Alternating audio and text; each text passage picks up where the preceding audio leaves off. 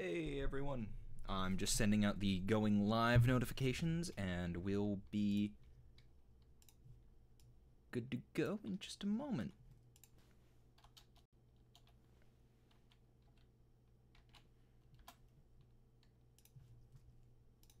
Just gotta put one out on Twitter as well, despite no one following me on Twitter. Well, not entirely true. I barely use Twitter anyway. Hey Max, hey John, hey Rob, hey Drake, hey White Wolf.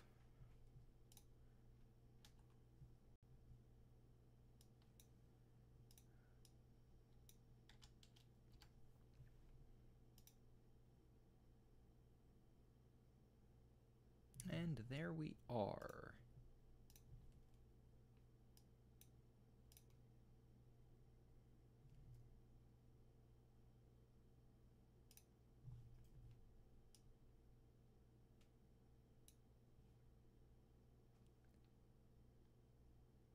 Let me just double check. Okay, good, I did. I'd somewhat forgotten if I had left my desktop audio off. Anyway, for a quick recap, I'll just read the... You scramble up a ladder and through an access way where the sewer system spits you out onto the Hong Kong Mass Transit Railway System, the MTR. Crossing the rails, you climb up to the platform and into the station. Above you is Haoi, where the rat shaman and the little decker plan to plead your case to Kindly Cheng.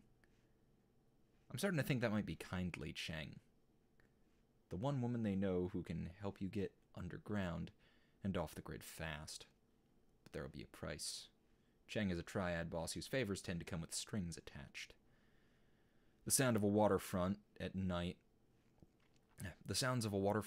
leak down from the stairway to the surface. Peering up over the steps, you can catch a glimpse of the night sky, overcast and low.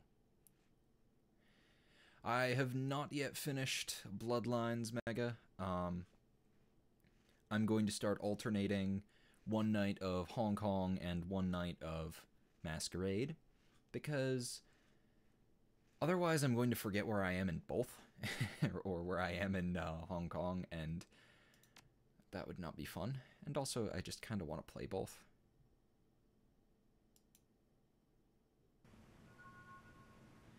I think that I may have forgotten to save after the last time I streamed this. Let me just double check, because this seems to be a bit further back than... Oh, right, I wound up quitting early for some reason. I don't quite remember why. Yeah. Hey, Pavel. Hey, DCP. The sewers deposit you into a series of mechanical access ways that eventually link to a system of railway tunnels. Gobbet leads you through 5 or 6 magnetically sealed doors and across several sets of electrified tracks until she indicates you've reached your destination.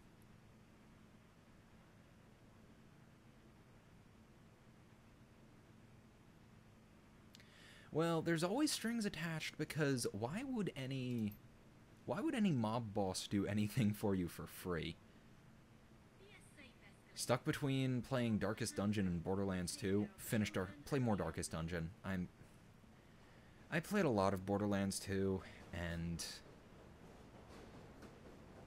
looking back on it now, it was not a very good game.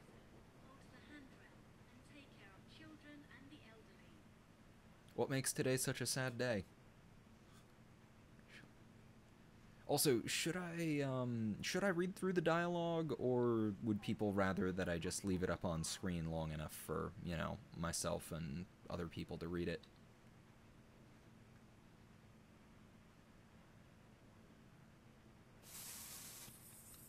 So I'm probably going to have to skip over reading the dialogue aloud, or I will kill my voice. I've done that way too many times in the last couple of weeks, so... No. I am, in fact, the narrator. I'll narrate, you know, things that happen, but... Yeah, fuck it. I'll just read it.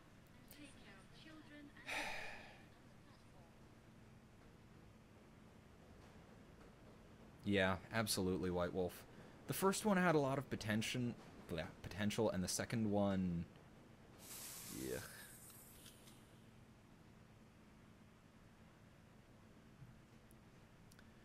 She holds up her hand, indicating the surrounding platform. This is the MTR station for Haoi. Once you go up those stairs, you'll be in our neighborhood. Kindly Cheng runs her operation out of a mahjong parlor they are called Swift Winds. Wu rips off his goggles.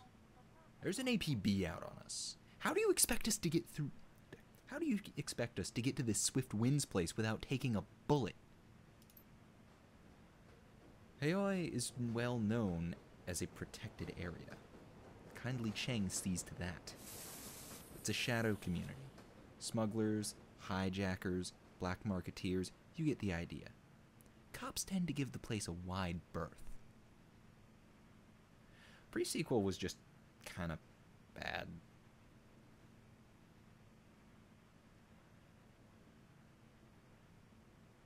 I have not seen much of Crimson Court either, mostly because I don't have it.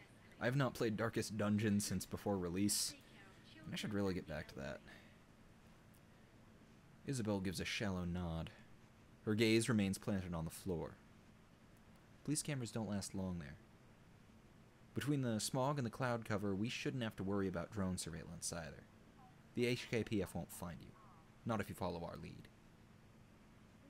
See you later, Mega. Gobbet widens her stance, puts her hands on her hips.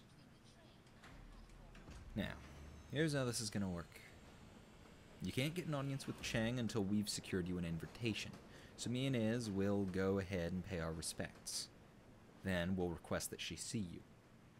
Politely. Let's see. Alright, invitation. How do we get that? The rat shaman smirks. He'll kiss her ass until it shines. Isabel sighs. That's about the size of it.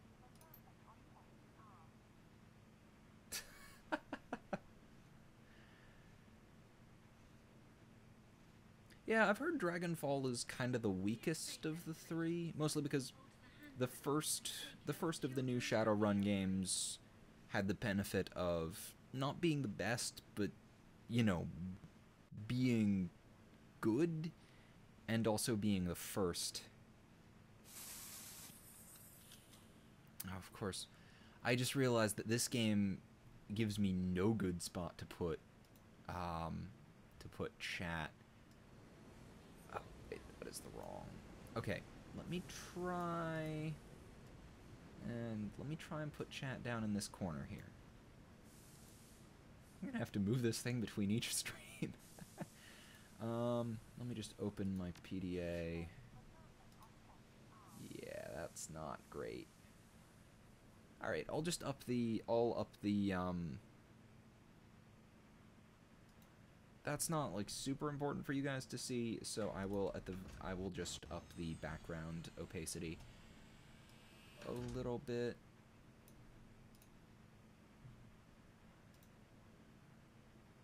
Yeah, that makes it clear enough.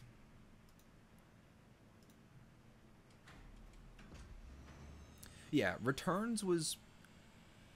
Dragonfall was, like, slightly better than Returns from what I've heard, but Returns had the benefit of being the first one and having people expecting significantly more, and then we got. I know you almost never need to use the PDA, but I just... It's still... I'm more worried about things getting in the way of the chat on stream for, say, future archives and things. I really need to get, like, an actual overlay so that I've always got a clear spot to put chat, instead of having to find somewhere that the game lets me put chat. But, you know.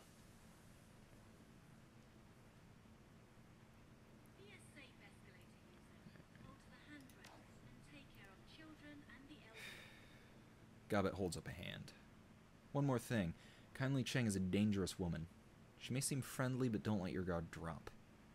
And whatever you do, do not disrespect her.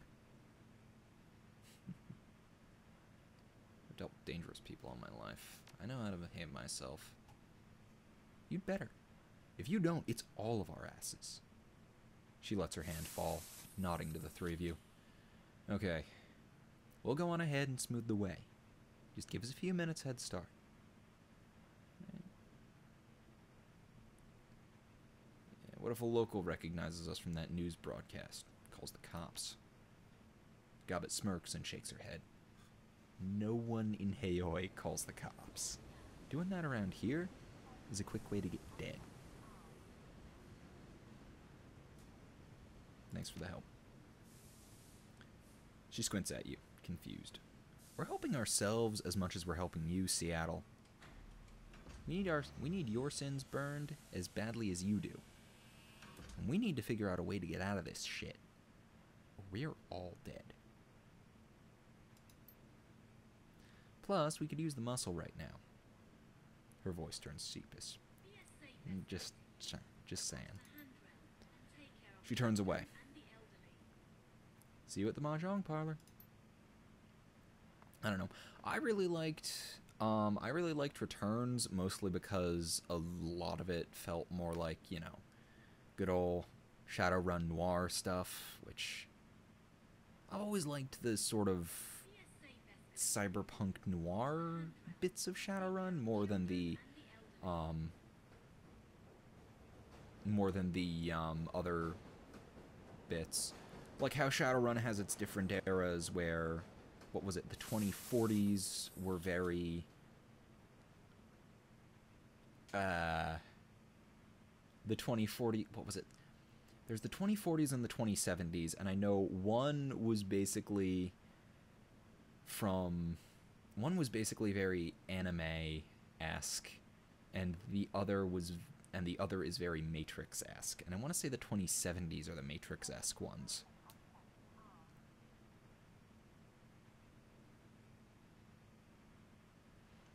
Yeah, I mean, I kind of like, you know, just running into people as things go.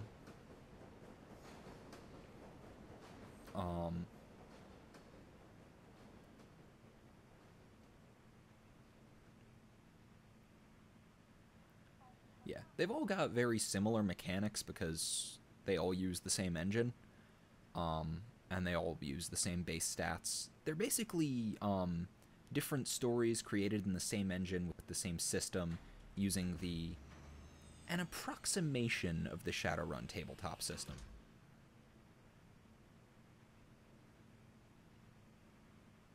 Yeah. But yeah, personally, I've always been a fan of the more Matrix-esque era of Shadowrun. And I do like how, occasionally in the newer, or occasionally, like, older Shadowrunners will still use slang, or will still use, you know, old runner slang that's fallen out of use. That's always been something. That's always been a touch that I've enjoyed.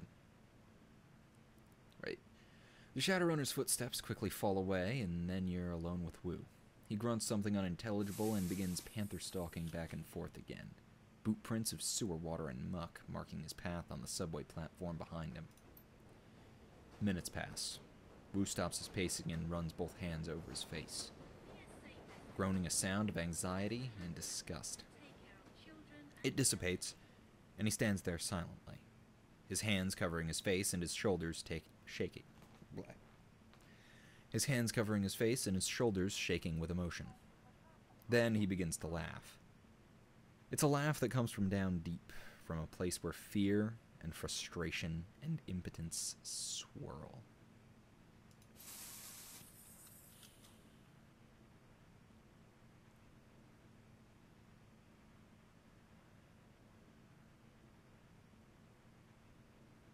Well, I mean, I'm not really a big fan of, like, the Matrix stuff in itself, but I mean, like, the overall world was more Matrix-themed, as in the movies, where it was more, you know, people in black trench coats running around doing stupid fight sequences. But the barrier holds. Wu focuses, taking control of his breathing, and his laughter begins to slow. He becomes himself again. Oh my god. Henry. An aftershock of laughter shudders through him. Are you fucking kidding me? What the hell are we doing here? How did we get into this? He drops his hands and turns to you, shaking his head in disbelief. I think I'm gonna lose it.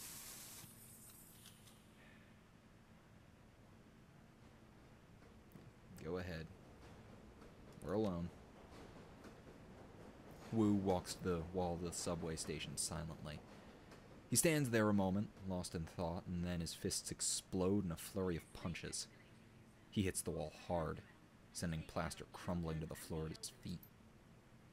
The orc breathes heavily for a moment, head down, hands on his hips. Spent. Pavel, I'm going to be alternating my streaming between Masquerade and Hong Kong until I beat one of them, and then I'm going to replace that with more New Vegas.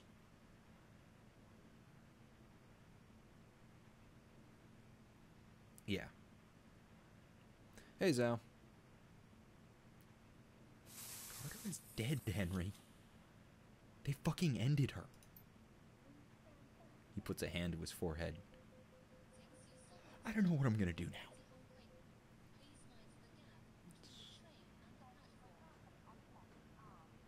Yeah, sounds like she was a bit more than just your partner. He turns to you with a blank face. More than just a partner? Of course she was. Then he gets it, and his hackles raise. She was my training officer, you idiot. My mentor.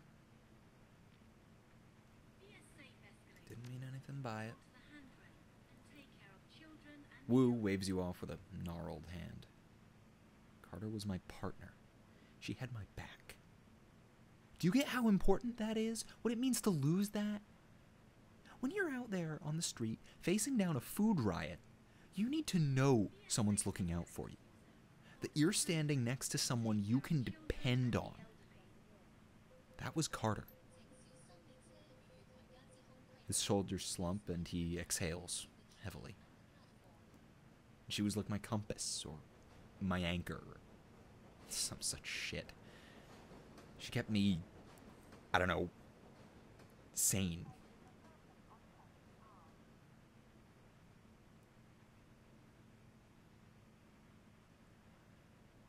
Sounds like a good woman. Don't patronize me, Henry. He steps back, sucking in a breath. Screw it. Whatever she was, I'm throwing her down the memory hole. You know why? He snarls, spits. Because it doesn't matter now. Because we're gonna burn our sins, Henry. Jesus Christ, do you know what that means? The moment we do that, we're dead. To all the world, we're dead. We're wiped clean. He counts it off on his fingers. Raymond, the house we grew up in, my career, Carter, all gone. No home, no money, no identity, nothing. He waves his hand, brushes it all away. We will be nobody.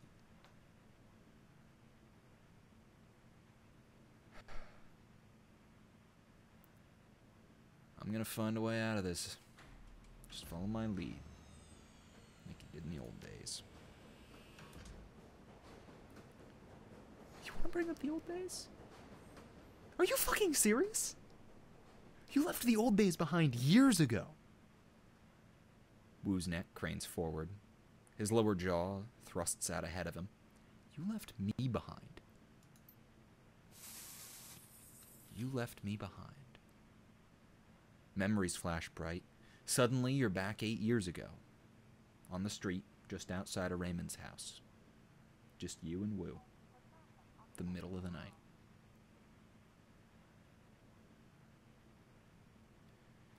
Yeah, Shadowrun uses a bucket of dice system.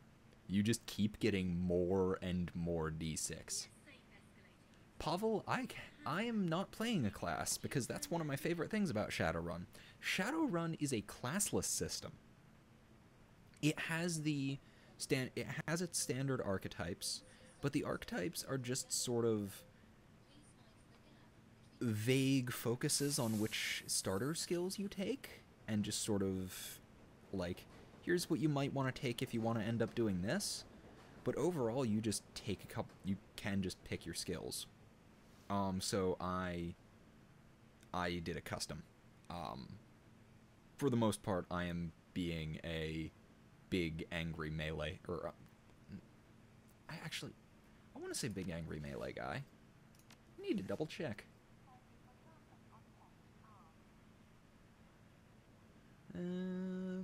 Yes, I am a big angry melee guy, and also a sniper. Yeah, basically, similar to Dark Souls or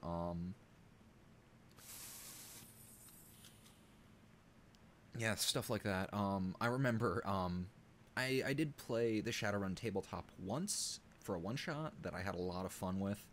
I played a big angry troll, which is why I pretty much always wind up playing trolls. And wound up, I think my class was called Bounty Hunter, which is not an actual Shadowrun class, but yeah, I was the bounty hunter and wound up wrestling a fire-breathing, three-headed mutant dog in the sewers. We tossed it into the trunk of my car and took it back to our fixer, and then screamed his head off for not telling us about the fire or the teleportation. Did I mention the dog could teleport? It was a fucking mess of a one-shot, but it was great. I've wanted to play Shadowrun again ever since, but never had the chance. You can't just leave like this, Henry. What am I gonna say to Raymond? You know how he is.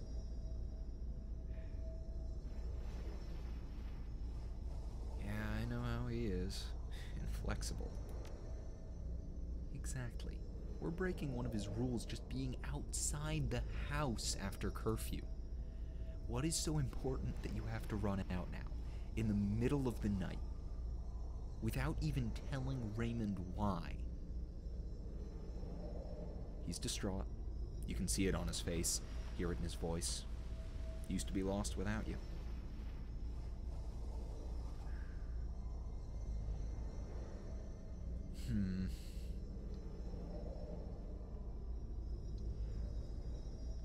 Yeah, I got a friend in a bind, Duncan. That's all I can say about it. I have to go help. His eyes widen. I thought I knew all your friends. He shakes his head. I don't like this, Henry. It sounds like the kind of shit we said we'd leave behind. Look, whatever's going on, I can tell you one thing. Raymond will not approve.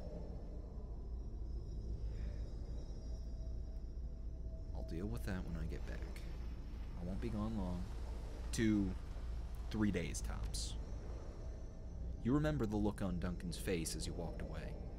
The events that followed were a blur, one that you don't care to remember. 3 days later, you were behind bars, in a private, corporate prison. No interrogation, no charges, no appeal.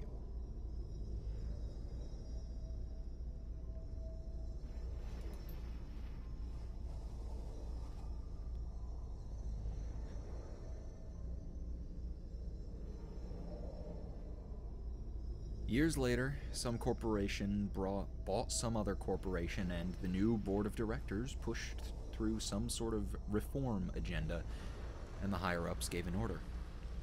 And then you were out, with a few hundred new yen to your name, and one scary as hell non-disclosure agreement ensuring your silence. Not that it mattered anymore. You were starting fresh. Determined.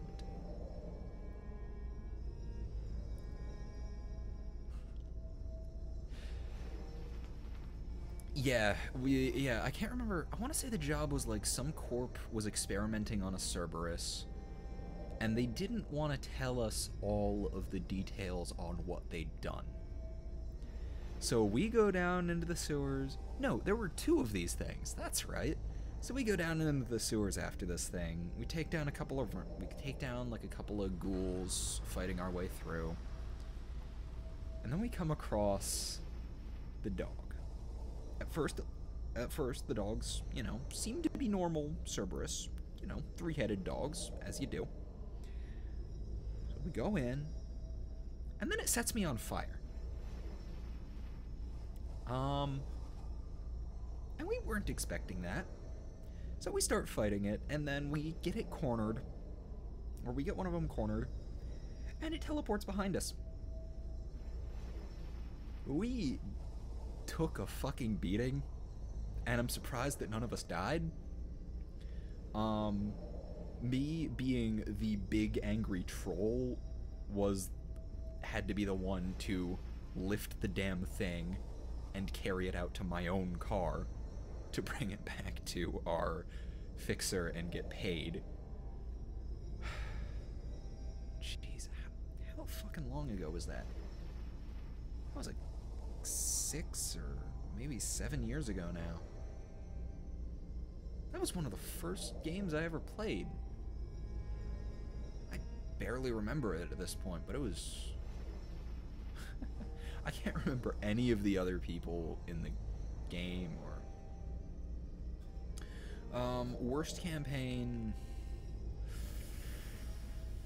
Jeez. Probably... It was a lot of fun at the time.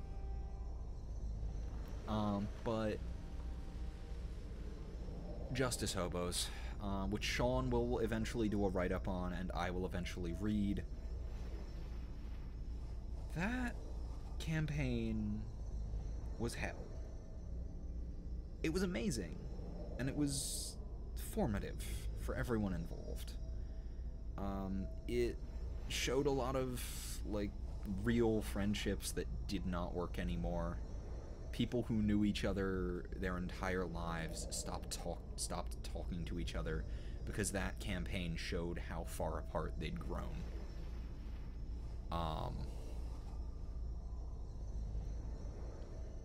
Jeez. Looking back on it, I barely did a damn thing in that campaign. I was just sort of there. Mostly because I tended to fall asleep halfway through sessions. We started that campaign shortly after I started, shortly before I started my job, and I was just too tired to really do anything anymore, so,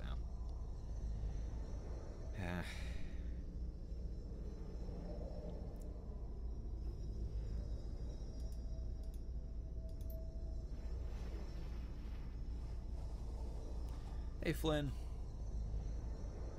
Till Raymond tracked you down. Left you that voicemail. Brought you to Hong Kong and back together with Duncan Wu. Bam Bam, I would fucking love to quit my job, but then I would have no money.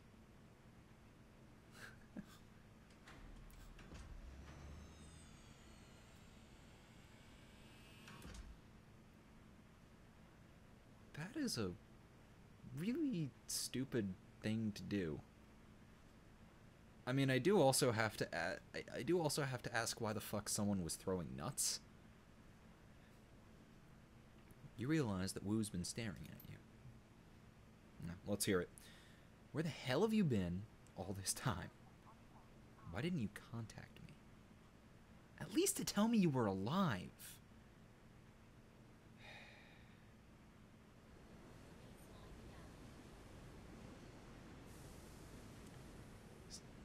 I wanted to, Duncan.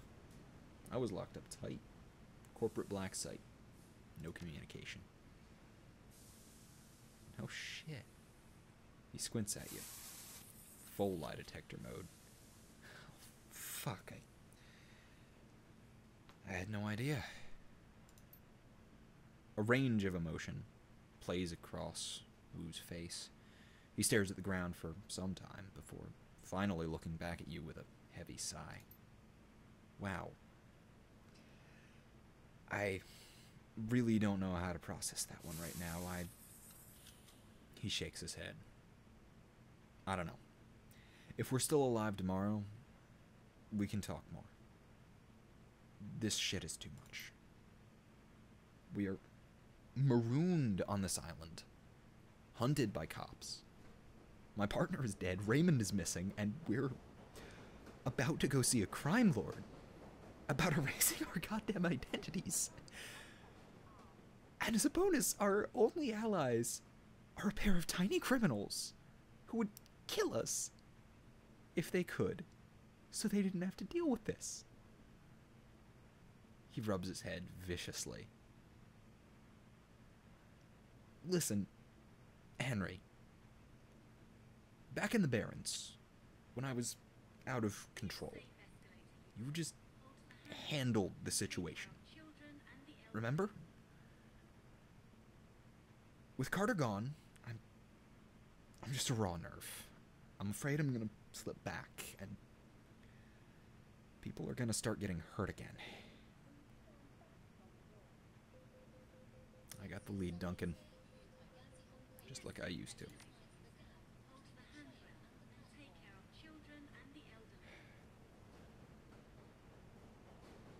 That is a weird fucking house rule, but if people were throwing nuts in a campaign, wow. The chat box is fucked up. Looks fine to me. What's wrong with it?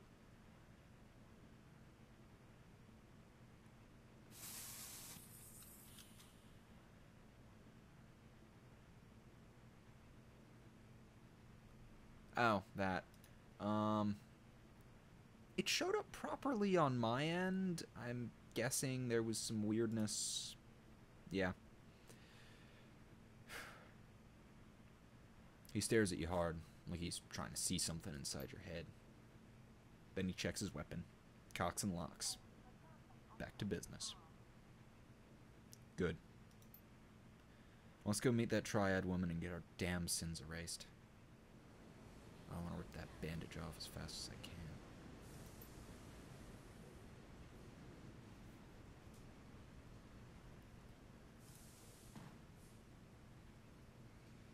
You will only look bad in the archive. You look fine to the rest of us. Mostly. Maybe.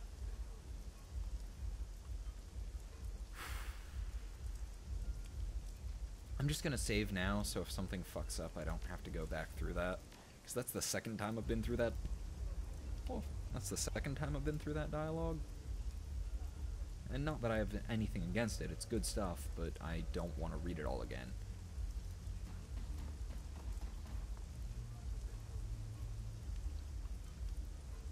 It's close enough, friend. Club is members and invites only. Fair enough. I have no interest in going inside right now. Triad guards. If I got shot on stream, that would fucking suck. I mean...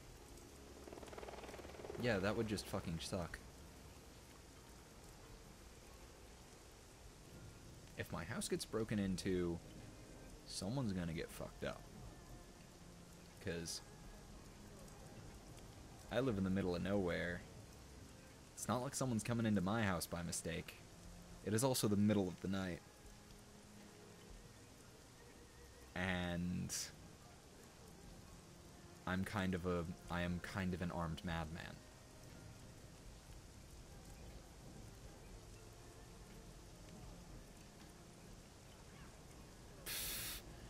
Oh, fun. I'll keep that in mind.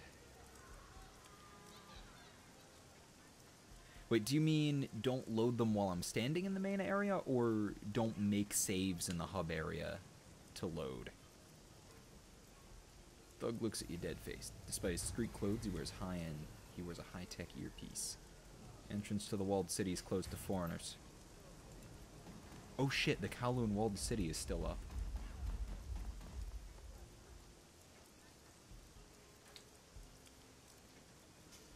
I forgot, Shadowrun was, you know, originated before the Hong Kong reunification and the removal of the walled city. So it's a major part of the story. Ooh.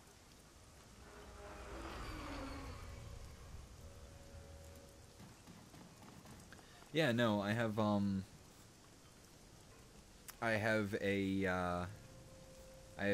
sword.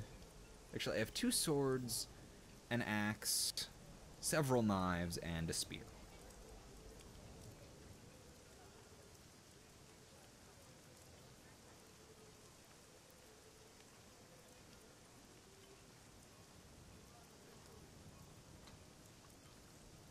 I mean, yeah, you'd have to figure out where the hell I am first. I'm in the middle of nowhere. That's not exactly... It's not like you can go...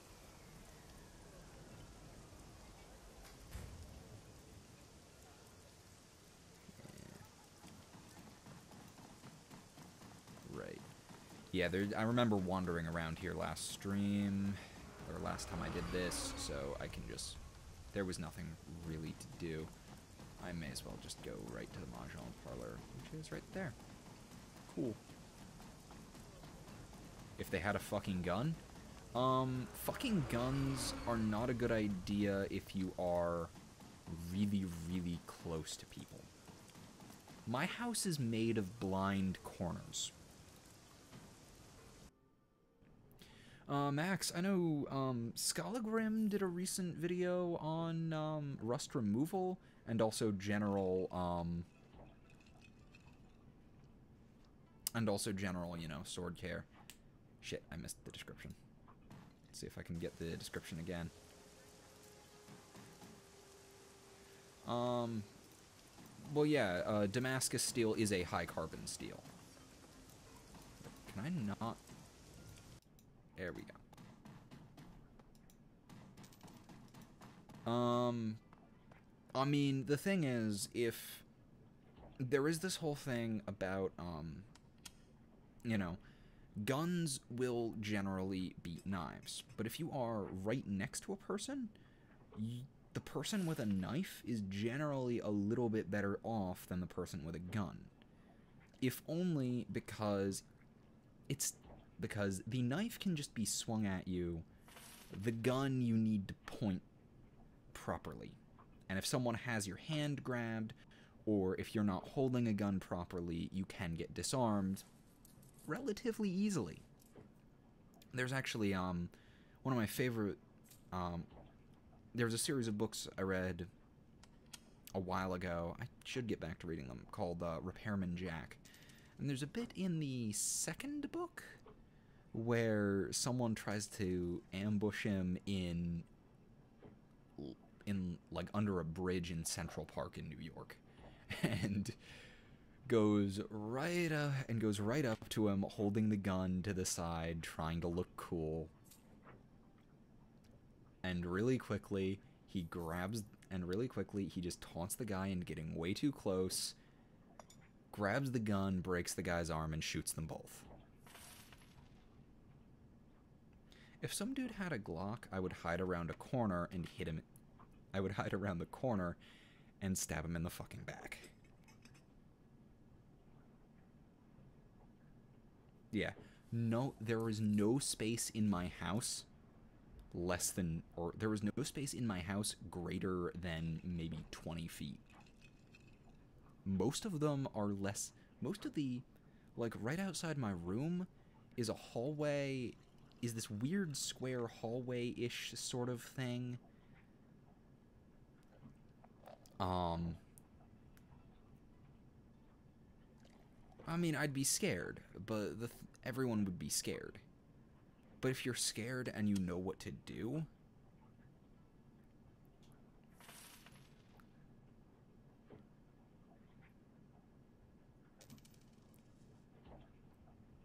you'll generally, if you're scared and you already have a plan on what to do, and you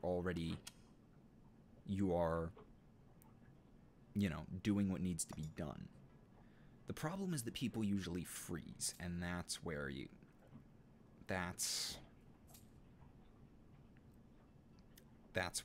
things tend to go wrong.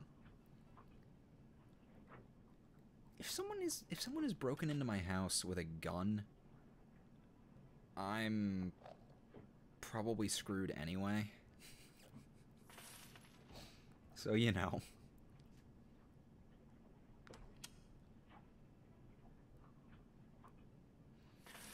can feel every eye in the room as you cross the mahjong parlor to the middle-aged woman sitting patiently at its end. The click-clack of ivory-colored tiles stops.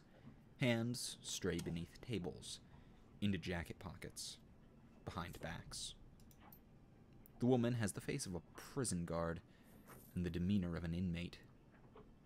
Her salt and pepper hair is pulled into an iron-hard bun, and beneath it, 2 shiny black eyes offer nothing. Buttons sewn on a doll. A nearly empty bottle of something foul rests on her mahjong table, nestled between a pair of dirty shot glasses. Tiny puddles of brown linger at their bottoms. Gobbet and Isabel stand on the other side of the table, heads lowered, shoulders slumped, hands clasped. They risk a frightened glance at you as you approach. Kindly Cheng's voice is nasal and rusty mean. My little pair of fuck-ups here told me all about what happened on the docks. She dips a pinky into a shot glass, brings it to her mouth, removes it with a sharp smack. How 2 of my best runners had their heads put out. How you need protection, and you need to get your identities wiped, and your heads put out too, before you get your heads put out too. Potentially leading the heat to my front door, placing me and everyone in my employ in danger. She fingers the rim of her glass. So wise, so very, very wise.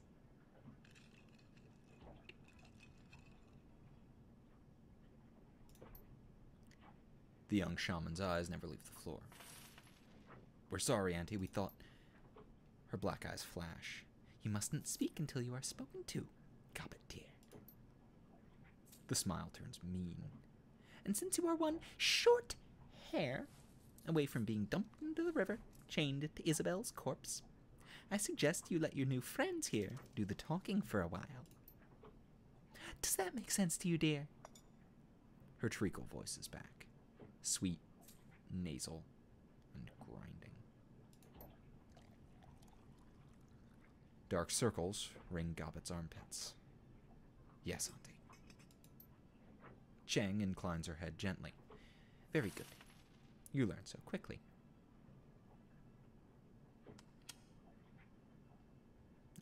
Gobbet kept a very cool head in a tense situation. She's the one who led us out of the police ambush.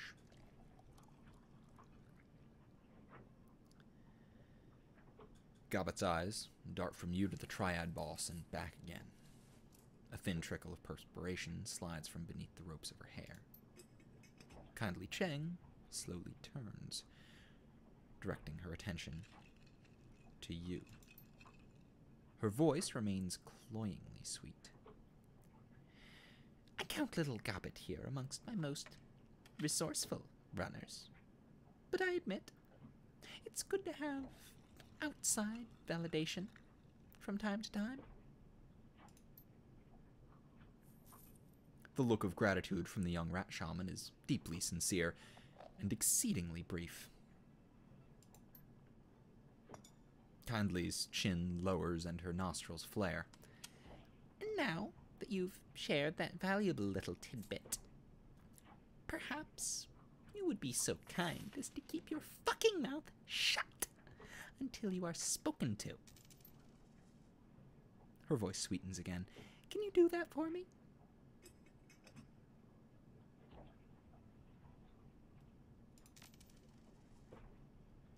She smiles with her mouth.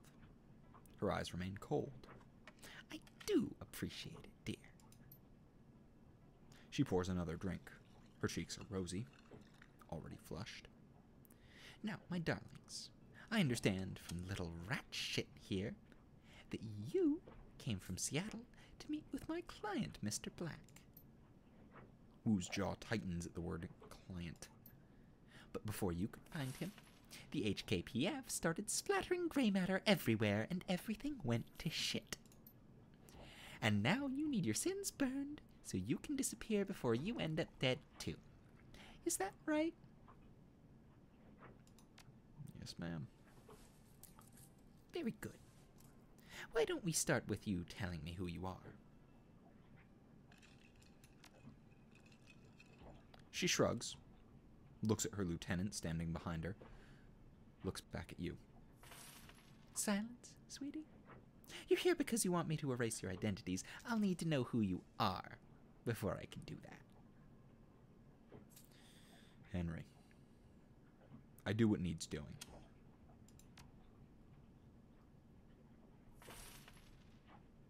At this point, I need to take a drink or I'm going to start feeling that unpleasant voice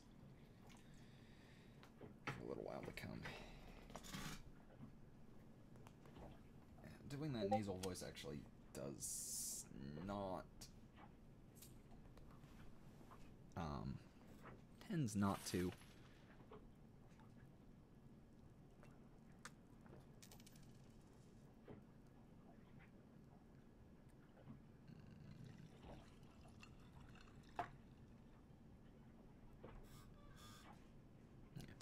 let's just say I'm self-taught and leave it at that. Wu lets out a grunt. Better leave it at that.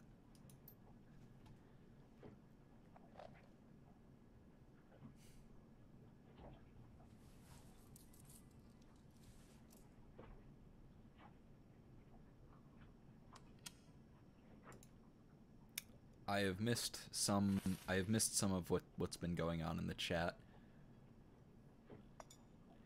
I see something about looking at the internet and laughing.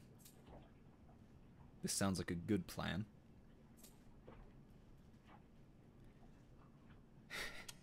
That is a very I know I've heard that one before, but yeah, that is a much better version of the saying White Wolf.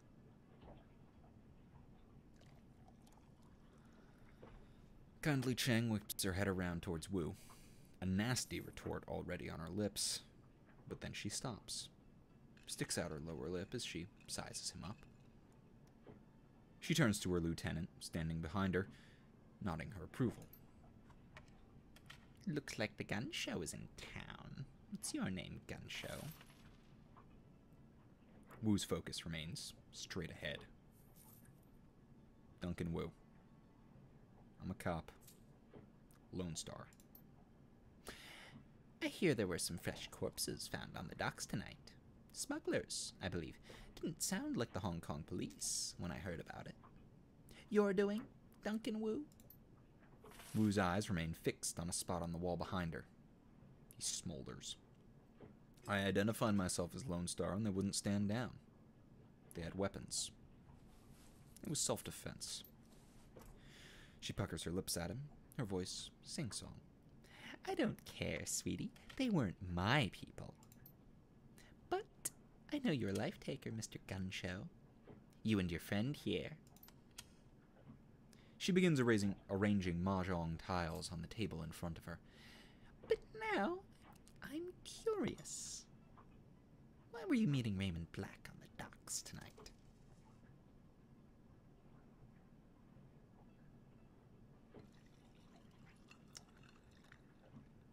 Just out for a stroll. It was a beautiful night. Kindly Cheng's face turns stony, and she wraps her fists around the neck of her liquor bottle.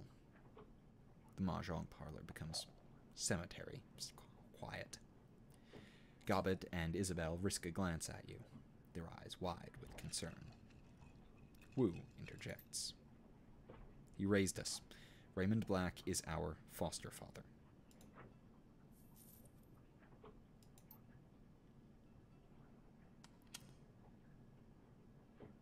That makes her pause.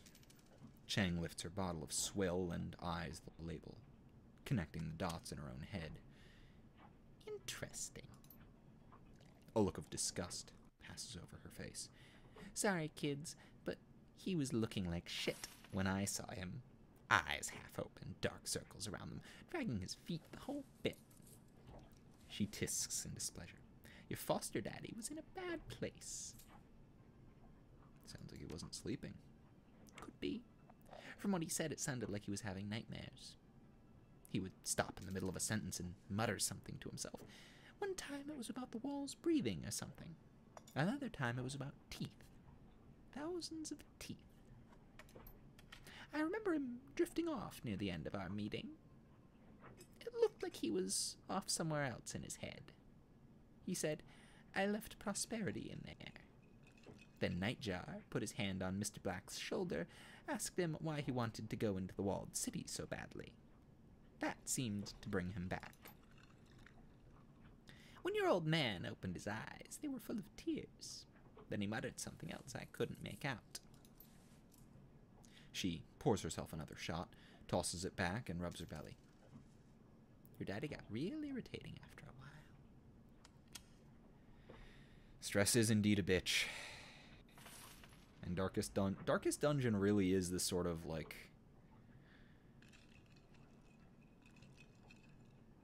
It really is a sort of, what's it? It really is that sort of, like, Dungeons and Dragons with a cruel GM kind of thing.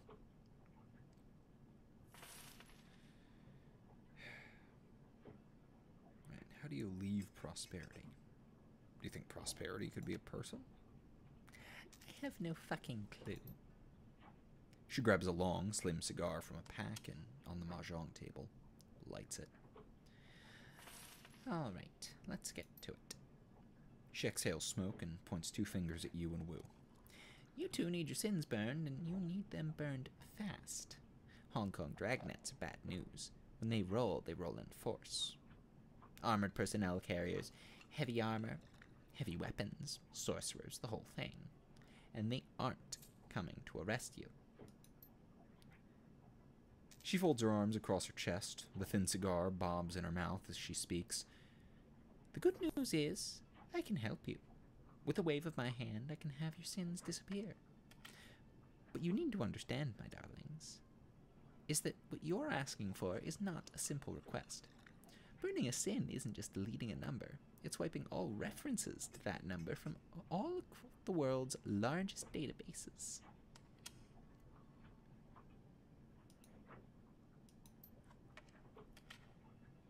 It's masking your mugshot in their facial recognition database, so that the first camera you walk past doesn't bring them down on you like a ton of bricks. It's covering our fucking tracks so that the act of burning your sin doesn't lead them right to us. It requires contacts in numerous corporations and the UCAS government. Smoke rolls out of the triad boss's nose. It requires someone like me. Therefore, I need to make a choice. She takes another drag on her cigar and gently places her palm flat on the table. Do I kill you and dispose of your bodies before the cops come looking for you, or do I help you burn your sins? You may want to think about your rep as a fixer. 2 of your runners were taken down by the cops, and you have no idea why. Cheng rests her chin on her hand again and smiles at you coldly. So clever. So clever. Her chin stays on her hand, but her eyes look past you, surveying the Yellow Lotus soldiers in the room. Yes, I have been placed in a delicate situation, haven't I? Regardless, that's the situation whether you're alive or you're sucking dirt. She stares at you for a long moment, chin still on her hand, thinking. She taps her ash on the floor without taking her eyes off you. A low, reluctant growl rumbles somewhere deep in her throat. You live. You're clever, and I like that. I'll put your sins to the torch. However, I'll need to call in several valuable favors within my network to do it, and those favors do not come cheap. Kindly Cheng stubs out her cigar. You will owe me. Right. Can't say I'm surprised. She pokes a finger in your direction. Of course not. You seem to have an understanding of how the world works. The give and take that is every part, or that is a part of every fruitful relationship. I want you to deliver a message to me, to a business associate in the walled city. The Yellow Lotus has a strong presence inside, Henry. Isabel can tell you all about it. Can't you, dear? Isabel grew up in the walled city. Isabel's eyes remain lowered. They collect taxes for the corporations, extort protection money from shopkeepers, run drugs, guns, people. They hurt people. We do those things, yes. But to be fair, we also operate the walled city's black market. You might not be alive today if it weren't for the lifeline that we provide. Isabel clamps up tight. Cheng picks up a mahjong tile and turns it with her fingers. There's a red pole, a sort of enforcer, yes, on the inside. His name is Strangler Bao. Bao's a strong man, a good soldier, but he has forgotten his place. I need you to remind him. Want us to make an example of him? Did I say that I wanted you to make an example of him? No. I want you to deliver a message. She tosses you a memory stick. Bring this to him in my name, and remember that Bao's men are my men. By right, they should all be serving me. Killing them would be a waste of resources. I have no use for dead soldiers. She turns to Gobbet and Isabel. One of you will go with these two Westerners to the walled city. Help them locate Bao and show them the ropes. The other will remain here with me. I have several menial and degrading tasks that need doing around the establishment. No matter who goes and who stays, you'll both pay for bringing an APB to my doorstep. Yes, Auntie. Yes, Auntie.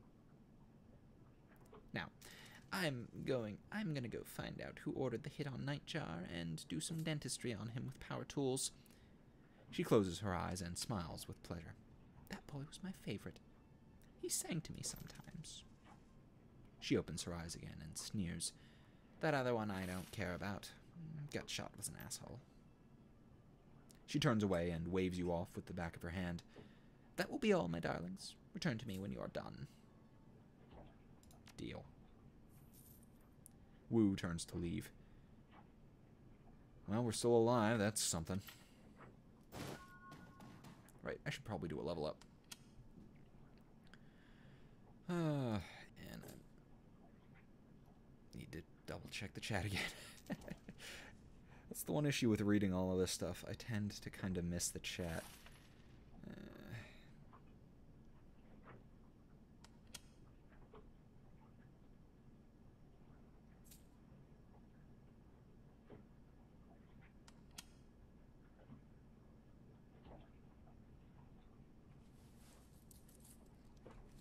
Is that noise in my house, or? No, okay. The noise of the game, of the water outside this mahjong parlor, sounded like it was coming from my house, and it was starting to freak me out.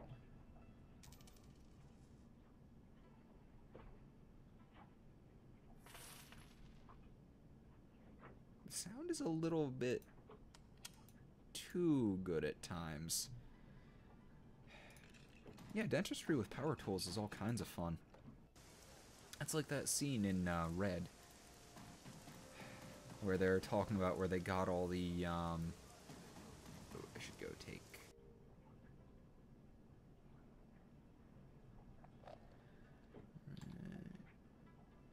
I can't talk to them right now.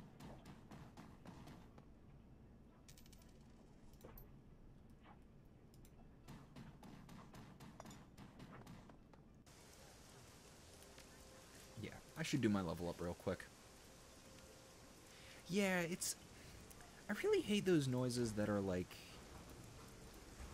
just barely real enough that they make you wonder.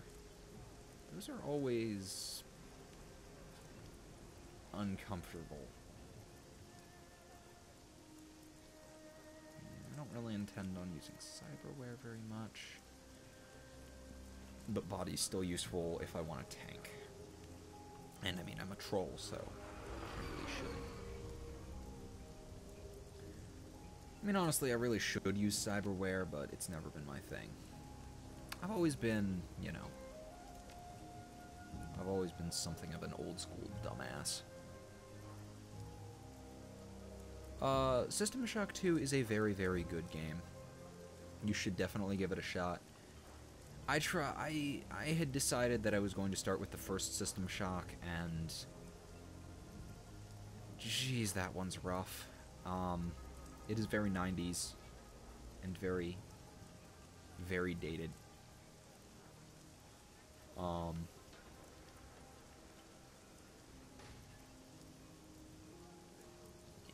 I think I'll bump up close combat a couple.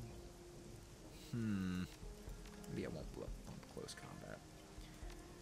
Either close combat or ranged combat. I really should have Overwatch unlocked in something. I feel like ranged Overwatch is more useful. Don't really have points for that. Or anything there. Yeah, let's just go with that.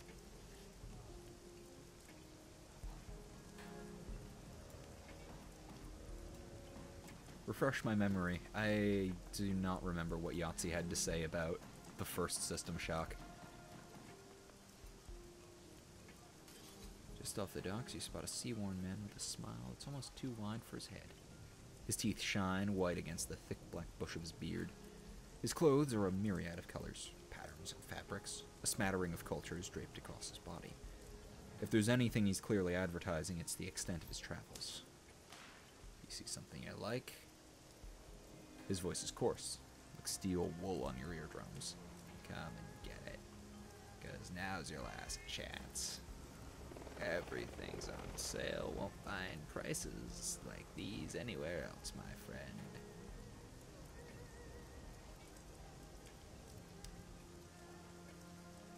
Huh. I kind of figured that you'd need to have Overwatch unlocked for a specific thing before you like, because they have Overwatch separate in melee and ranged trees, so I figured they'd be separate. Yeah.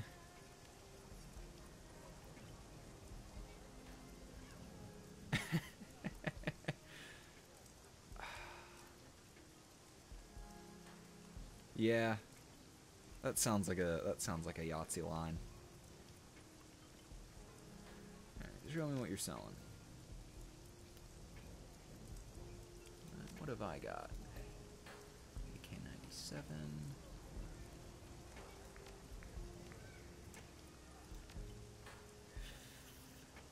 He's got a Ruger, which, on the one hand, a sniper would be nice, but on the other hand, I'd rather wait for something worth using. Something that's not, you know, restrictive. I think I'm sticking with assault rifles for now. Yeah.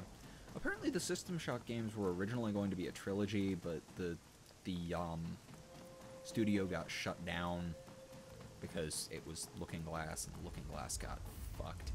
Well, Looking Glass / Ion Storm.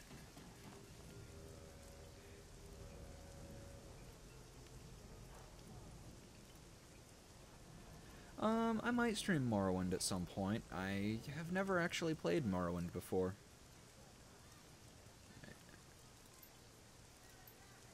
I'm only going to read main dialogue. I'm going to disregard stuff like that.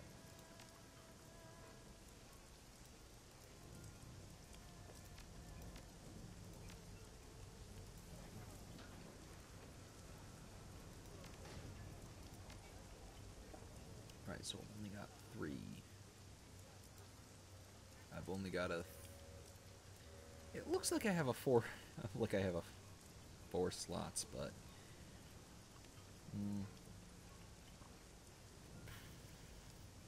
I've got enough in the way of guns. I'll go with the Decker.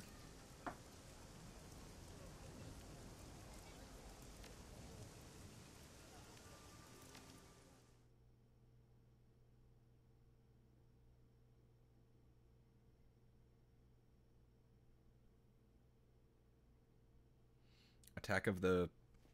What? Attack of the Killer Tomatoes?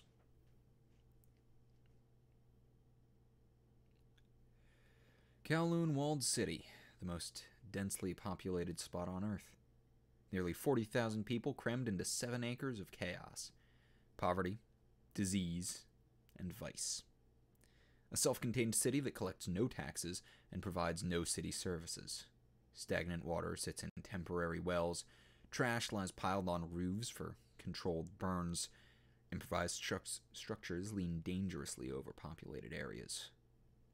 It's the ideal breeding ground for all manner of illicit trade, drugs, gambling, black market trade, metahuman trafficking, and everything in between. The only law is triad law.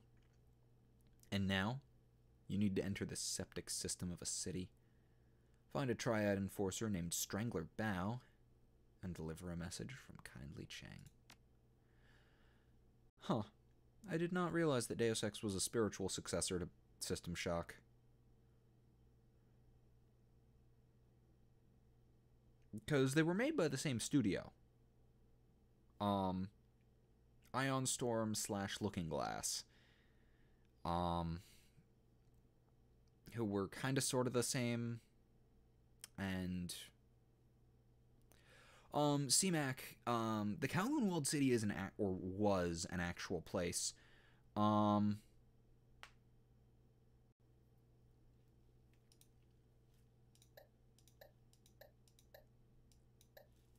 don't really have anything else to...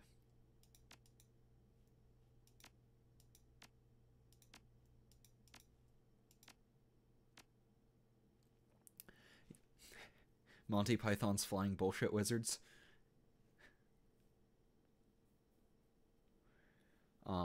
But no, the Kowloon Walled City was an actual place. Please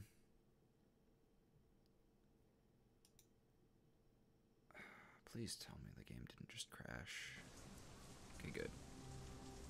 It was an actual place. It was, so Hong Kong for the longest time was owned by Britain. And the Kowloon Walled City was, was still considered Chinese territory within British Hong Kong. And as such, it was completely cut off from main China and completely lawless. There was no one to enforce any kind of law. And it was sort of a hellhole, but I mean at its even at its most expensive, it would only cost roughly the equivalent of about $12 US to live there for a year. So it was cheap, and a lot of people really liked that.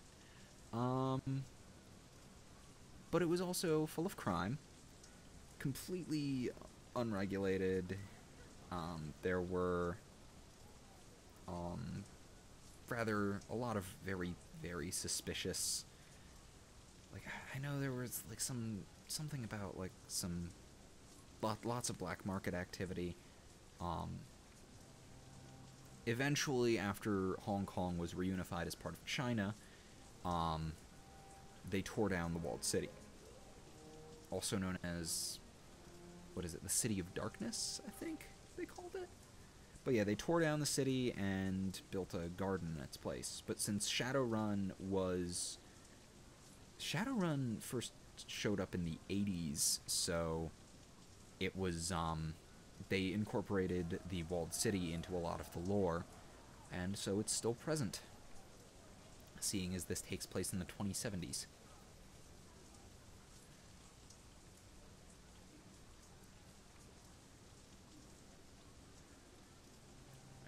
Foul, oily water rains down from above, mixing with the filth and offal and swill of the streets.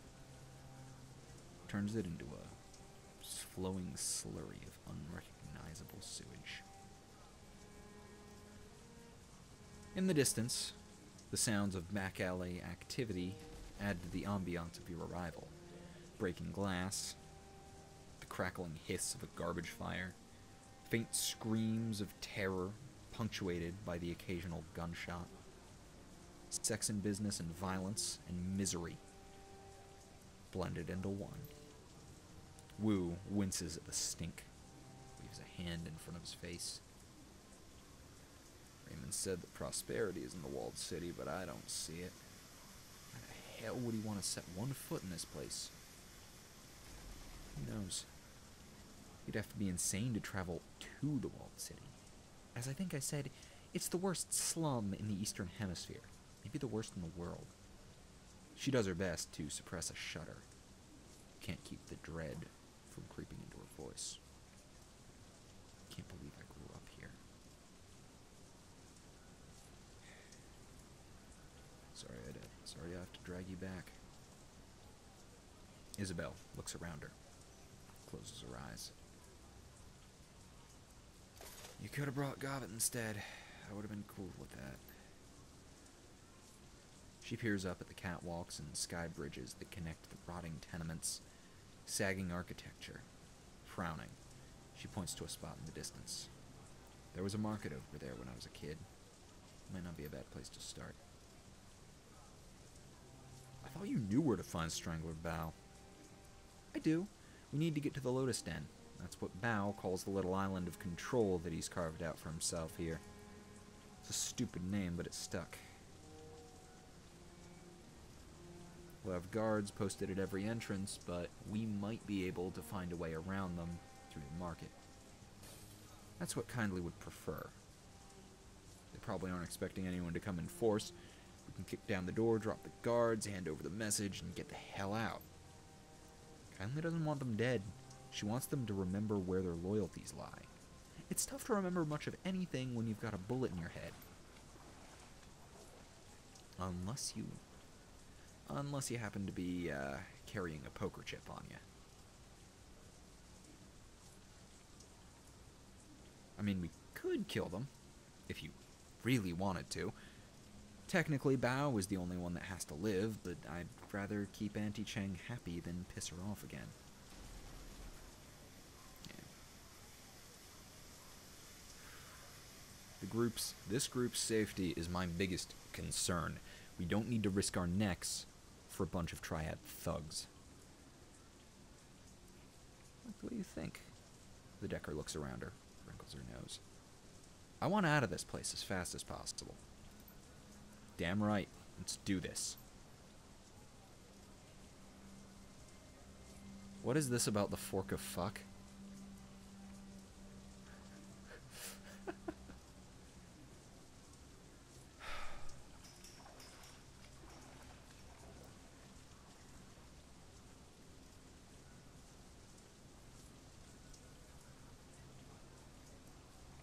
Yeah, I really did not like the Legion in New Vegas. They were assholes.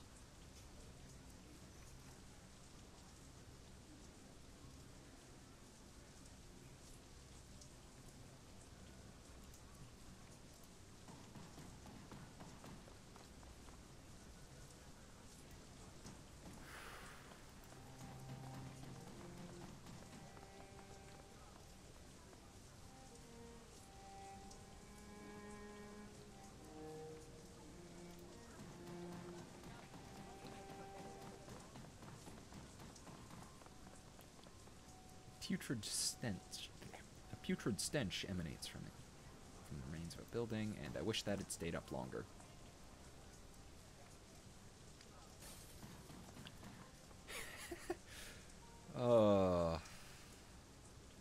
That is an amazing curse. So far my favorite magical item will always be the magic nuke, which is what is it? A planar hole and a bag of holding, I want to say. And with the whole rules on that being, if you try to shove a planar hole into a bag of holding, it will explode and send 10 feet around it into the astral plane. Now, this won't work for killing gods or anything, but if you set up an arrow and have, let's say, a pin or something, an impact detection or a timer, and you fire it at something, it will hit, force the hole into the bag of holding, and detonate, and send a 10-foot circle into the astral plane, which will generally kill anything involved. A bedraggled old woman looks up from her sewing at the sound of your approach. Clothing, I have good quality clothing for sale. Ever heard anyone say prosperity is in the walled city? She cocks her head like a dog listening to a noise that it can't understand. Prosperity. She sounds it out to herself. I don't know what that means. What's the news?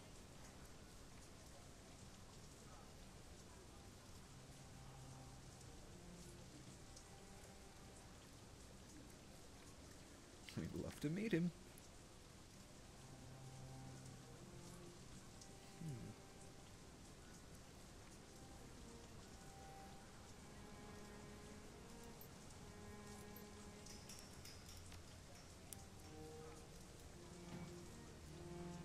Ooh.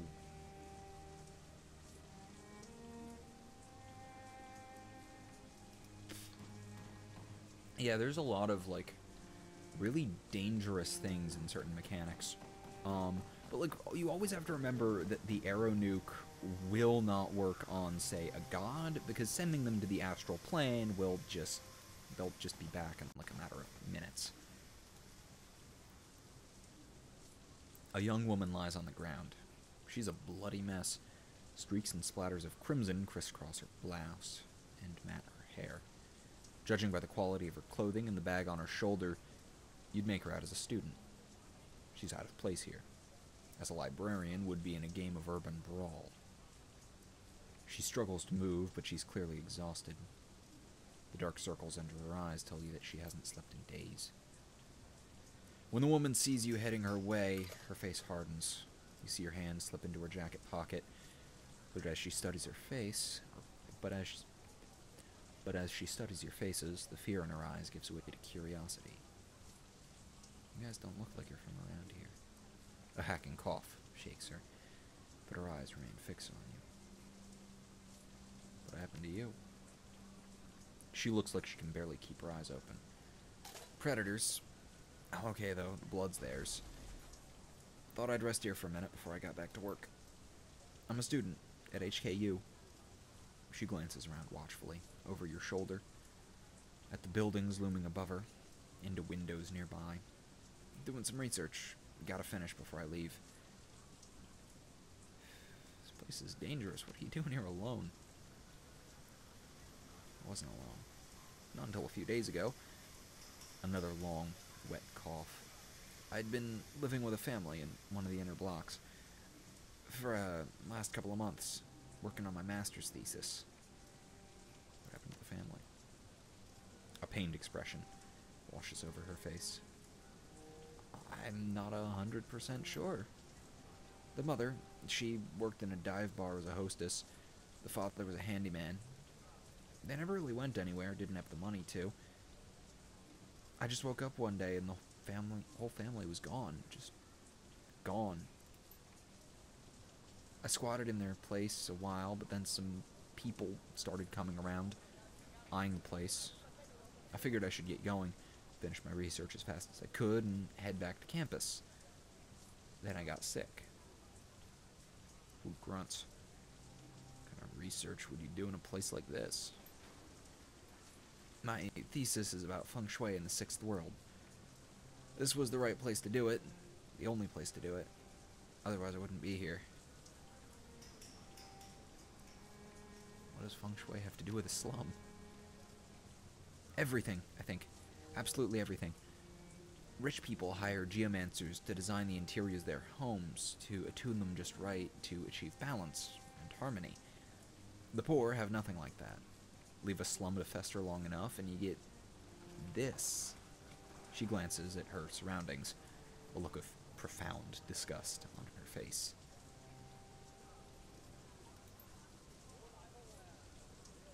I think that the negative feng shui of places like this affects the people who live here. That it changes them in a fundamental way.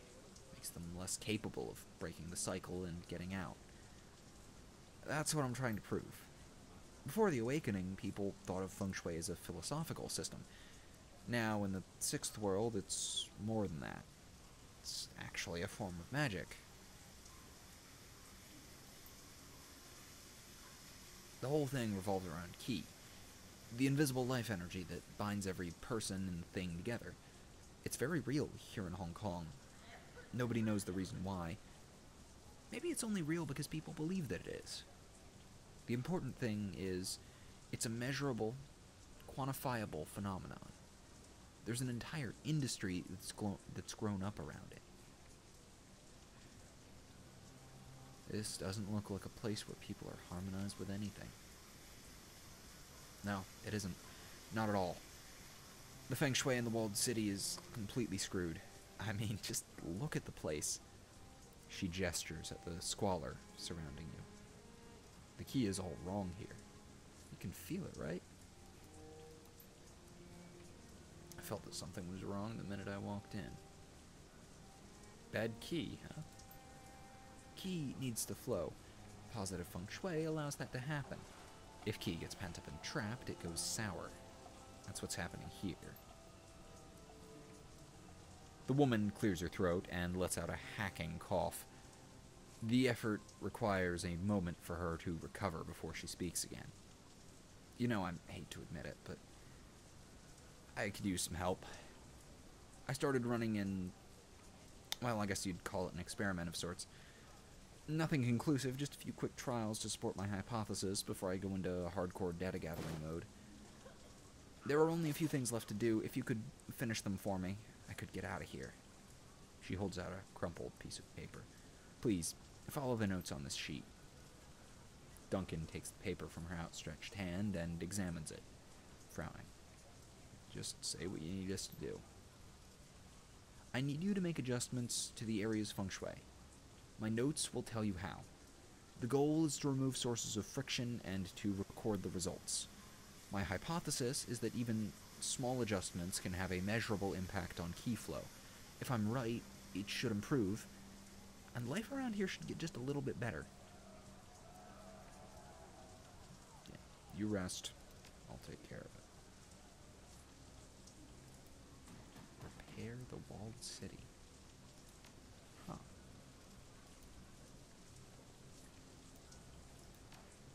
I will... That was the wrong button. I will certainly give that a try.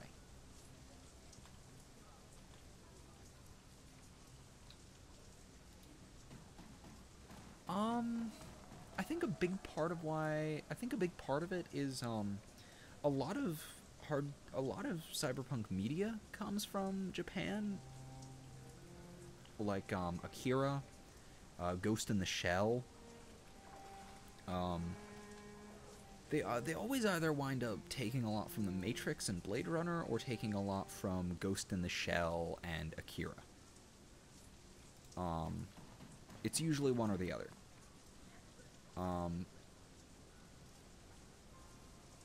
Yes, I have I have indeed become an interior decorator.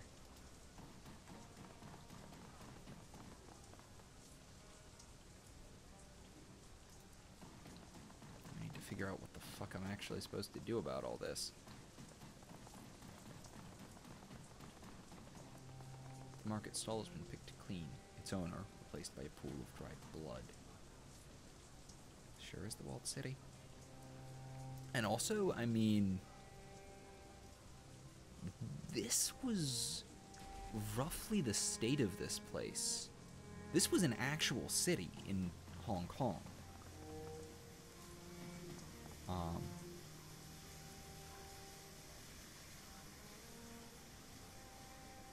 So, I mean, there's a lot to draw from stuff like this. And I mean, Ghost in the Shell itself took a fair bit from Blade Runner. A well-muscled and heavily tattooed triad member looks up from his PDA, bored but alert. Behind him, other Yellow Lotus soldiers take notice and turn to leer at you. You're in the wrong neighborhood, tourist boy. You and all your little tourist friends. A local. Look for kindly Cheng, show you respect. The triad soldier sneers at you. That's so. Then you already know you shouldn't be here. That fossil doesn't run things around here anymore. His hand strays to his jacket, and a conspicuous bulge in the fabric. Could be a gun, a knife, or a blackjack. Best get moving, little girl. Best move before we hurt you all real bad. I'm not gonna tell you twice. Relax. We're just here to check in on the local merchants. The merchants belong to Bao now. He waves you off. Get lost.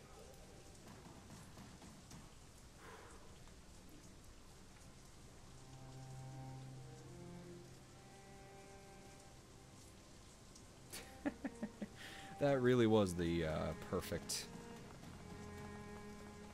setup for that joke, Rob. See you later, White Wolf.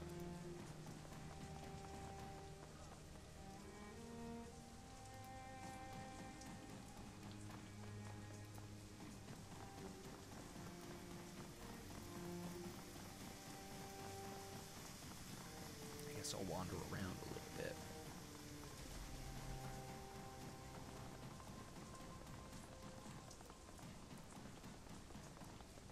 I got no idea where to start with this feng shui shit.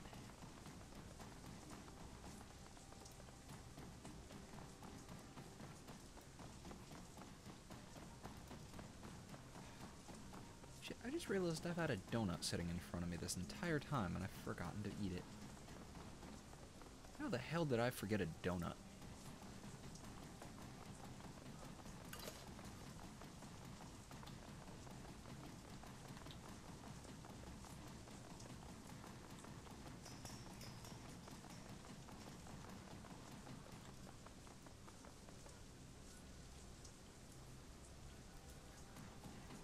I really should get around to playing Morrowind.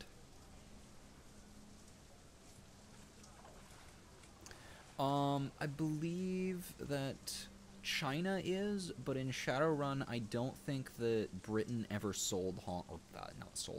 ever gave Hong Kong back to China. So Hong Kong is still a British colony, essentially.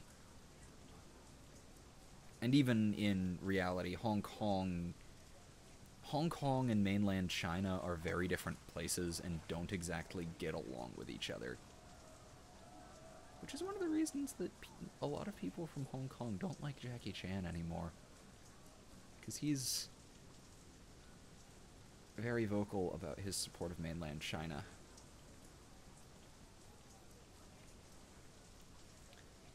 The street vendor okay. He's a street merchant. Cool. Huh. If only I were a, If only I were a mage. Can you stand this place? Gives you the stink eye. You mean my home? The vendor softens, becomes wistful. In my experience, you can get used to anything, regardless of how horrible it is. It just becomes normal after a while. This place is getting worse, no questions about it. Last 20, 30 years, it's been nothing but downhill. Nothing goes right here. Maybe you can change that, though. By buying something, eh?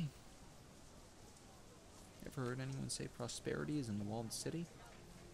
No, he shakes his head. It's not something that someone would say around here.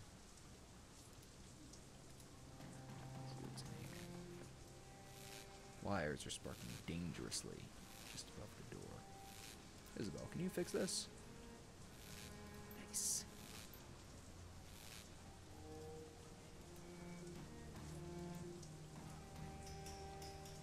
one thing fixed. Suppose I'll just wander around a bit, just look, see if there's anything else I can tamper with. Because I tend to miss things, so a second pass seems like a good plan to me. Nothing up here.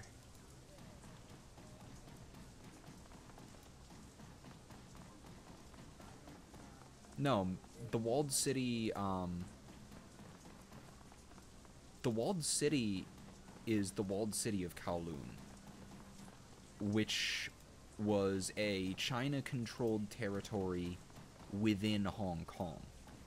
The walled city was around until the mid-2000s, before they finally tore it down because it was a horrific slum.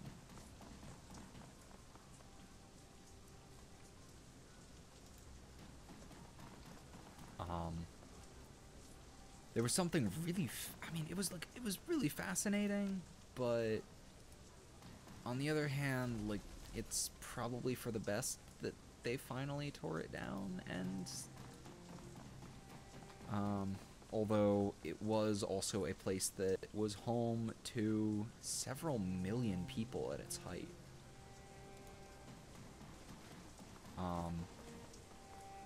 Not as late as 2000, as late as the mid-2000s. Because Britain owned Hong Kong until 97, I want to say?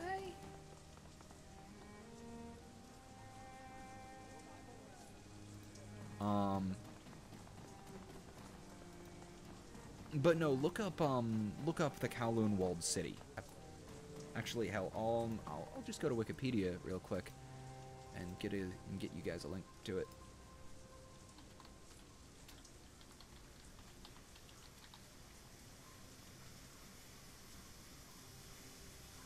Or, well,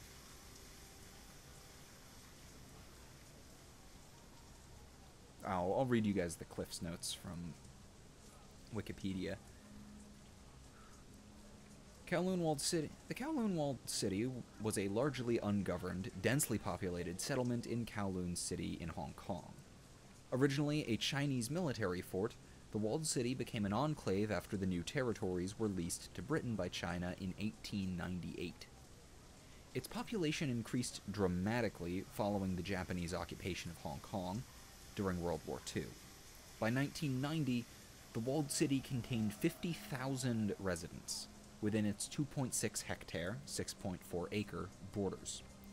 From the 1950s to the 1970s, it was controlled by local triads and had high rates of prostitution, gambling, and drug abuse. In January 1987, the Hong Kong government announced plans to demolish the walled city. After an arduous eviction process, demolition began in March 1993 and was completed in April 1994. Kowloon Walled City Park opened in December 1995 and occupies the area of the former walled city. Some historical artifacts from the walled city, including its yamen buildings and remnants of its south gate, have been preserved there. There's also another thing about the population. Numbers.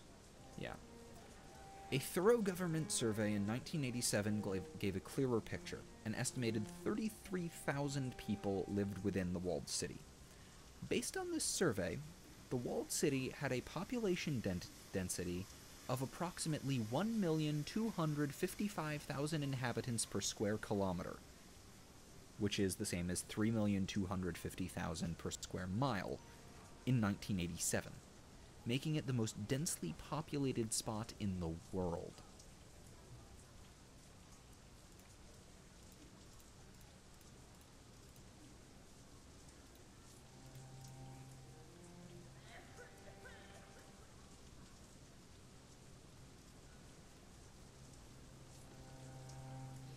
Yeah, no, the Kowloon Walled City is very different from the Forbidden City.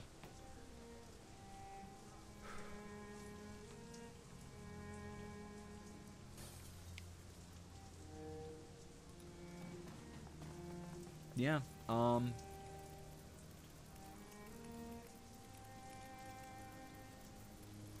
The,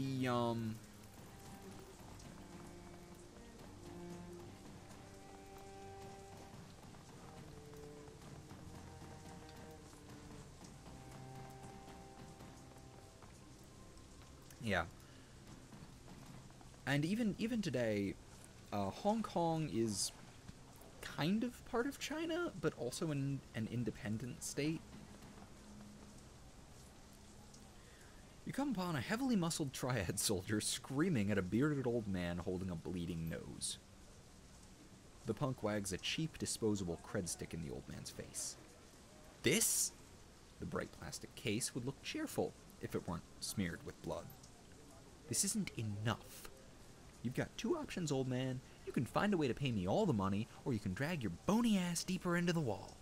Find a spot for yourself there, with the pimps and the predators. They should find a nice use for you. Your choice. The old man wails. It's not fair. I can't just pack up and leave. I've been living here for 22 years, and Is this how it's gonna be? He rolls his burly shoulders. Fine by me.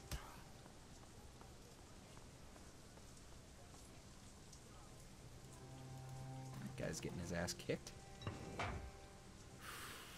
That guy is most definitely getting his ass kicked.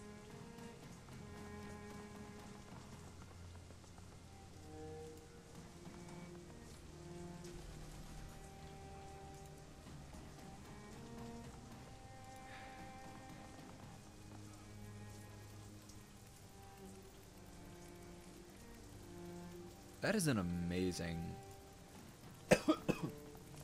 That's an amazing setup, man.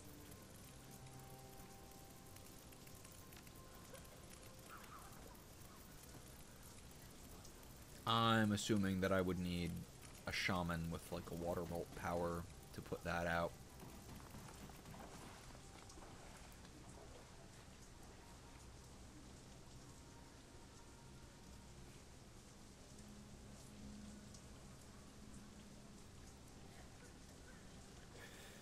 Yeah.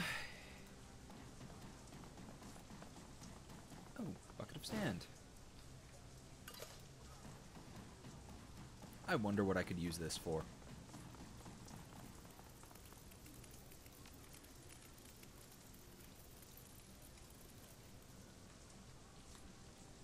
Alright, just need to do one more thing to match up part of this city. Don't see anything else, so maybe it's down there, but maybe it's down in the lower levels, but I don't know.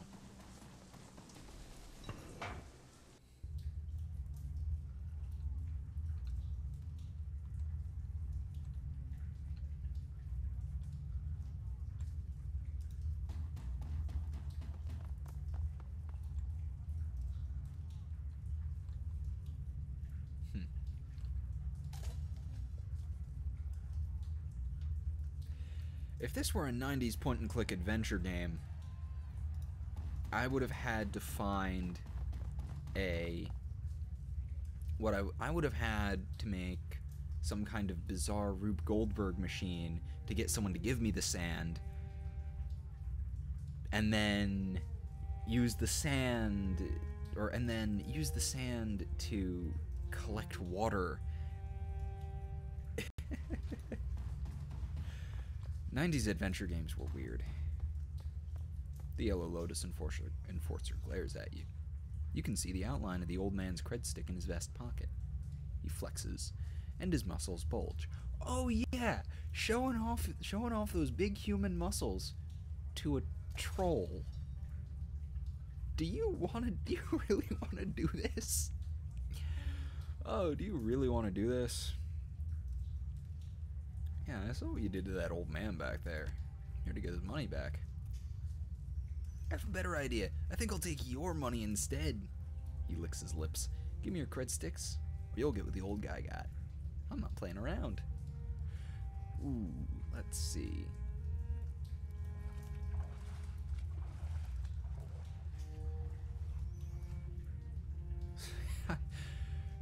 Shadowrunner option or strength option?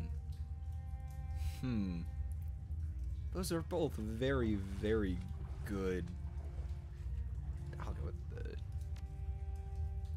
down a shadow runner ain't a good idea, buddy. Better give me that cred stick. Better give me that cred stick before I put a hole where your head should be. He comes up short, frowning. His eyes shift from you to Duncan to the assault rifle on Duncan's back. Oh, to hell with it. There's nothing on this old stick anyway. He tosses the cheap stick back to you. The balance on its LED screen reads 063. God, what you came for? Now get out, yeah? I got a date in an hour. Don't need you messing it up.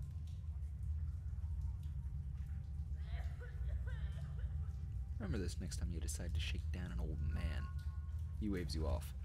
Yeah, get out.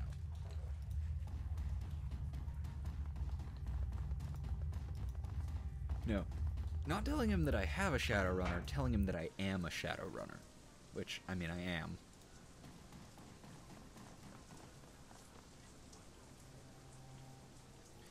I don't want any trouble, boss.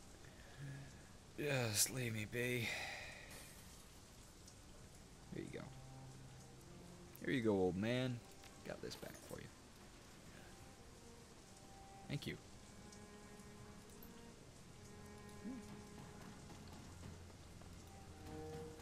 63 new yen. I can't buy anything with that.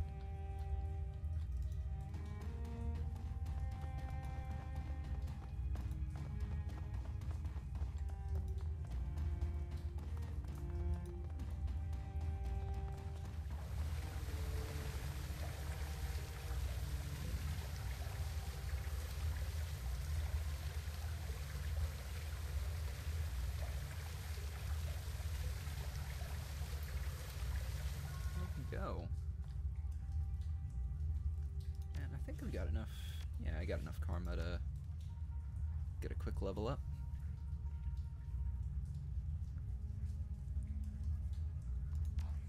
I really shoulda. Let's see.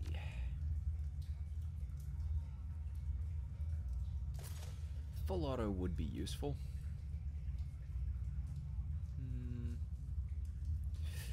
I'm debating on whether I should bump.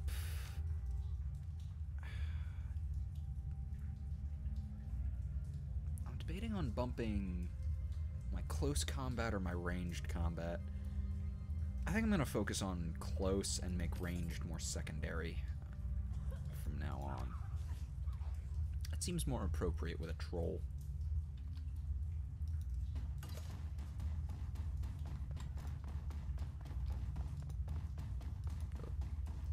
Hole there. Didn't even see that. Yeah.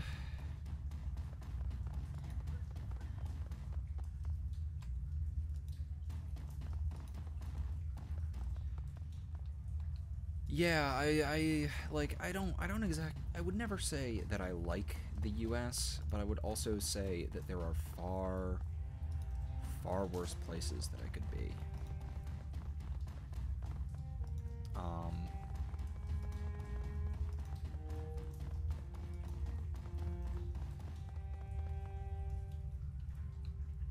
What's this?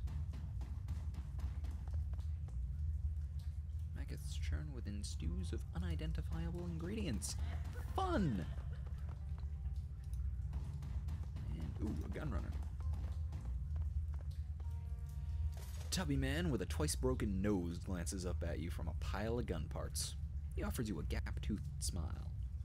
Nice firearms here. Good for protection. You got a husband or wife? You got kids? You keep them safe with one of these beauties. Quality is guaranteed. Your satisfaction is everything. You want to buy?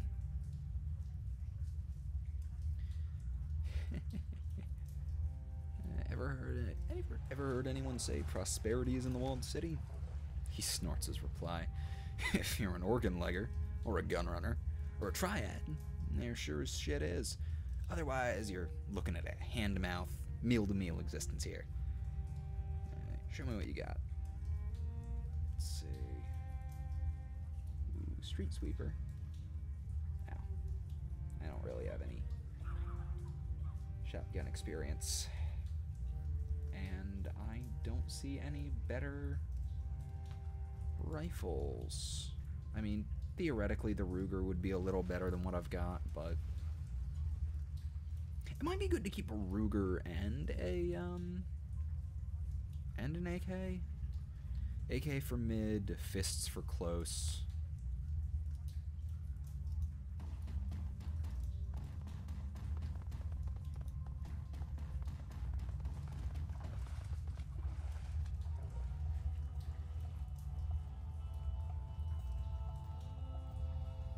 Yeah, England as we know it is only around 800 years old, but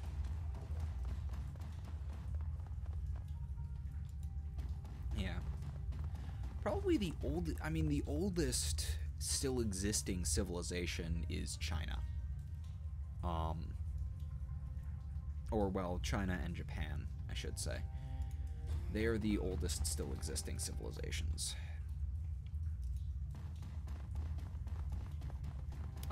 Well, yeah, I mean, if you stand up to China, you risk losing one of the biggest manufacturing, or you risk pissing off one of the biggest manufacturing centers out there.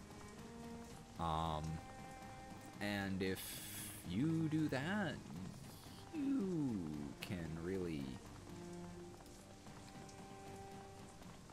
screw things up for yourself. I suppose arguments could be made for the Vatican, but I would prefer to say nations rather than... The Vatican really is more of sort of a city-state kind of thing.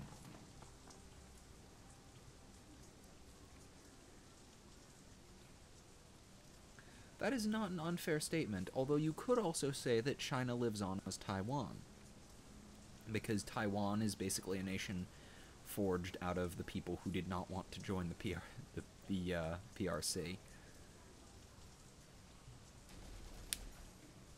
It's done. So much. The young woman sighs with relief. She opens the flap of her satchel, reaches inside, and produces a plastic sheath. I'm not magically active, so I can't see the flow of key in the area, but I've got test strips. Little sheets of paper embedded with key-sensitive bacteria. It's a close relative of Fab, but it doesn't see much use outside of Hong Kong. She pulls out a strip of the sheath and holds it in the air. Within seconds, the ink turns black. She lets out a dejected sigh, and her eyes shifting from the strip to her watch, the strip again. She looks utterly defeated. Damn it. I've been making adjustments for weeks, trying to get key to circulate better, and nothing seems to work. If anything, this one went bad even faster than the control strips I took when I got here. Maybe you're doing it wrong. She followed through I followed the texts. I've done everything right. It should work. The key here is rancid, that's obvious, but I swear it's even worse than it should be. No wonder this place is so disgusting. The student coughs and rests her head in her hands. That's it. I'm getting out of here. In a little while, gotta tell my advisor about this. Thanks for the help, but I hope you don't stay long. I sure as hell won't.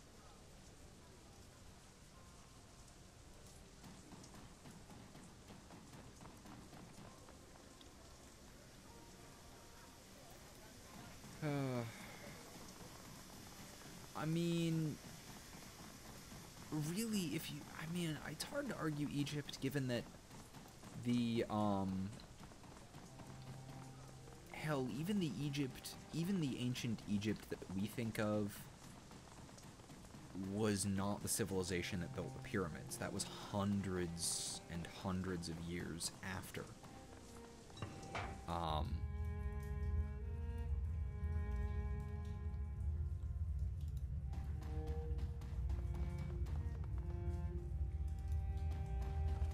Yeah, writing doesn't make a civilization, but writing does give us a good indication of how long a civilization has been around. Alright.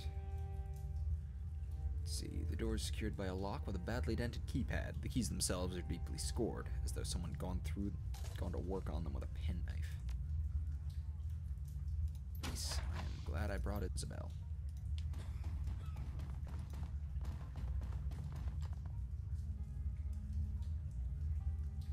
Ooh, secure terminal. The terminal. The terminal belongs to Bao's people. Bet we can get something useful off of that. Yeah. Ask Isabel to do this.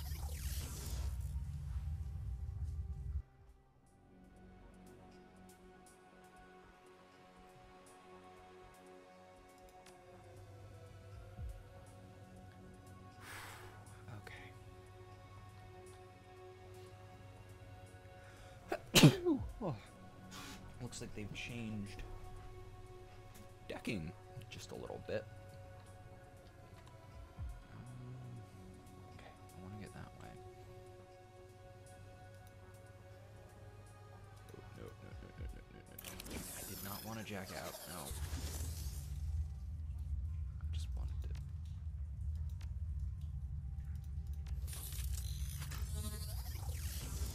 Yeah.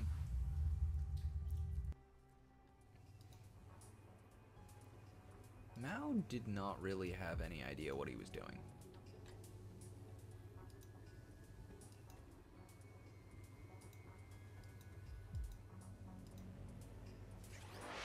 Ooh, I should not have made that. Okay, let's take this one.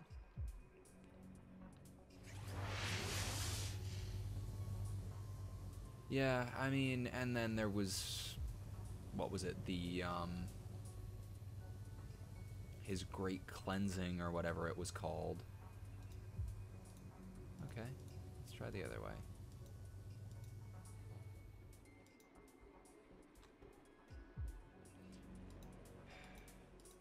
Honestly, it's really kind of terrifying how,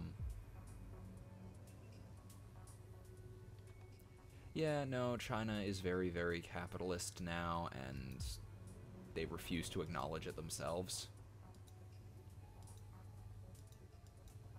Fuck. I shouldn't have made that. I didn't make that one.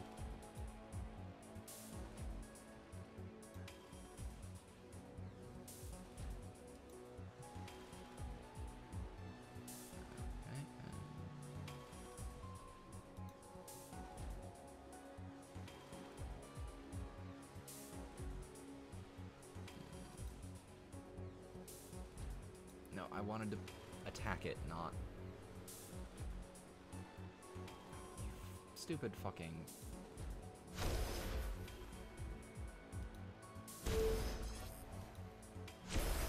There we go.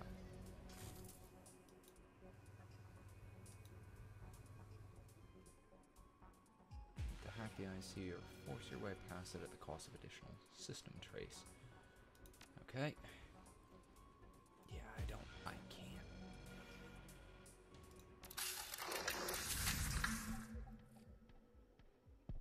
Okay.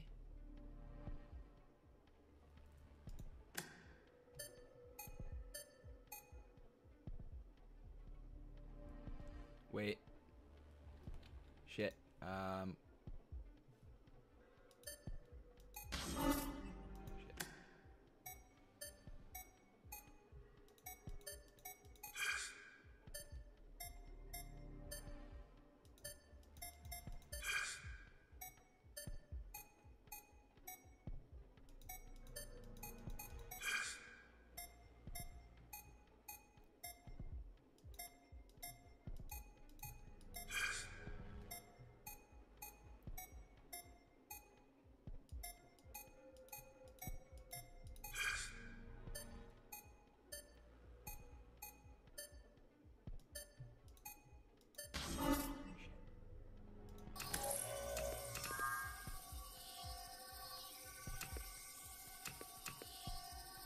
Huh?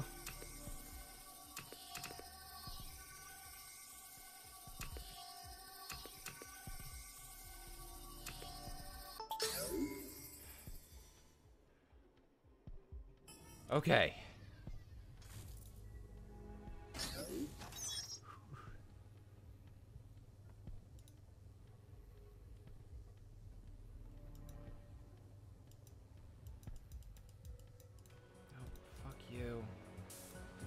piece of shit.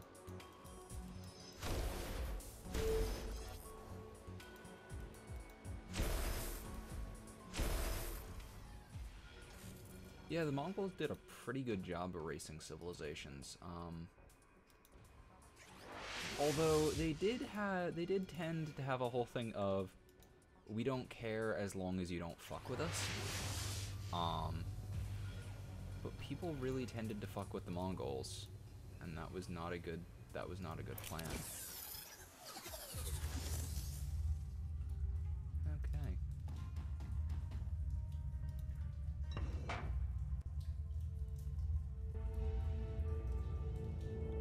Yeah. The Mongols actually did, there was that one point where I want to say it was one of their leaders was killed in battle, and his last order had basically been to raise this civilization. And because he wasn't there to tell them when to stop, they just followed through entirely.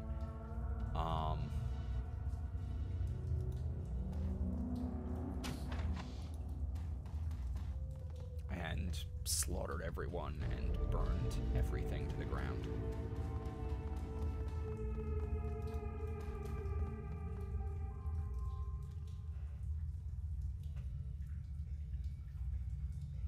I mean, although the Mongols'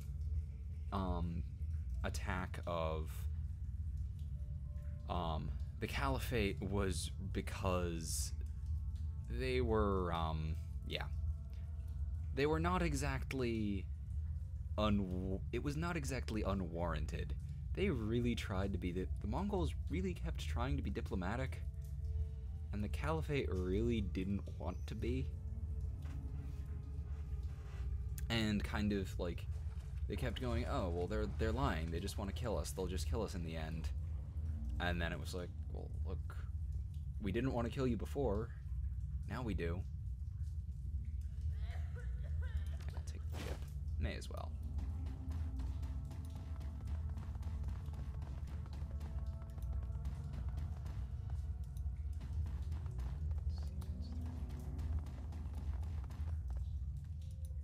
Is this place empty? Looks like it. Nice.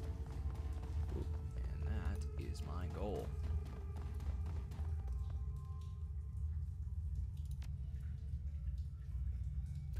Nope.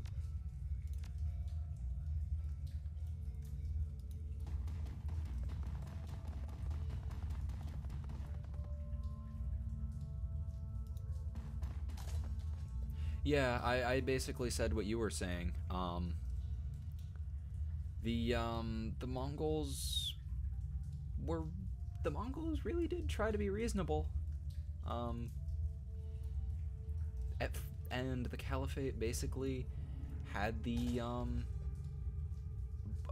but the generally accepted version is that the Caliphate thought that the Mongols were just trying to trick them so that they could come and raise them anyway.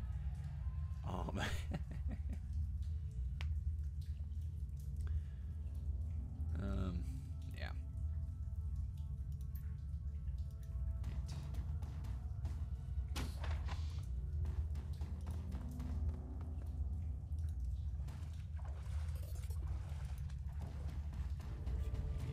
Alright, I will take that. Gotta get in there somehow.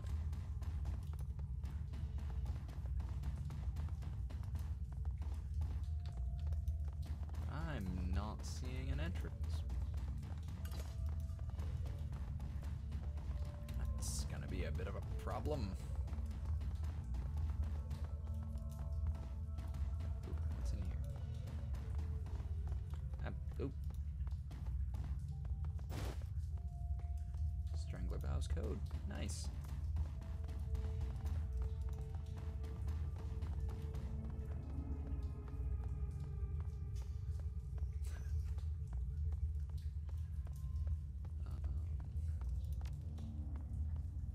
Wait. Now, I guess I need to actually look at the code. Probably a good thing.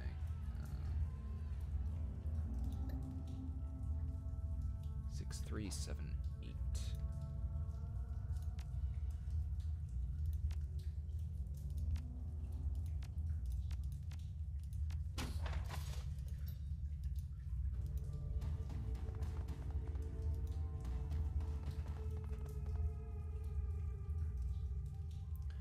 A large man in his 50s stands waiting, his heavily tattooed arms held in a fighter's stance. His bone structure is heavy, corded muscle stands out on his arms and chest. In his youth, he must have been enormous.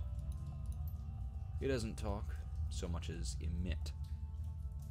He doesn't talk so much as emit a low rumble. I don't know how you got in here, but you've got my attention.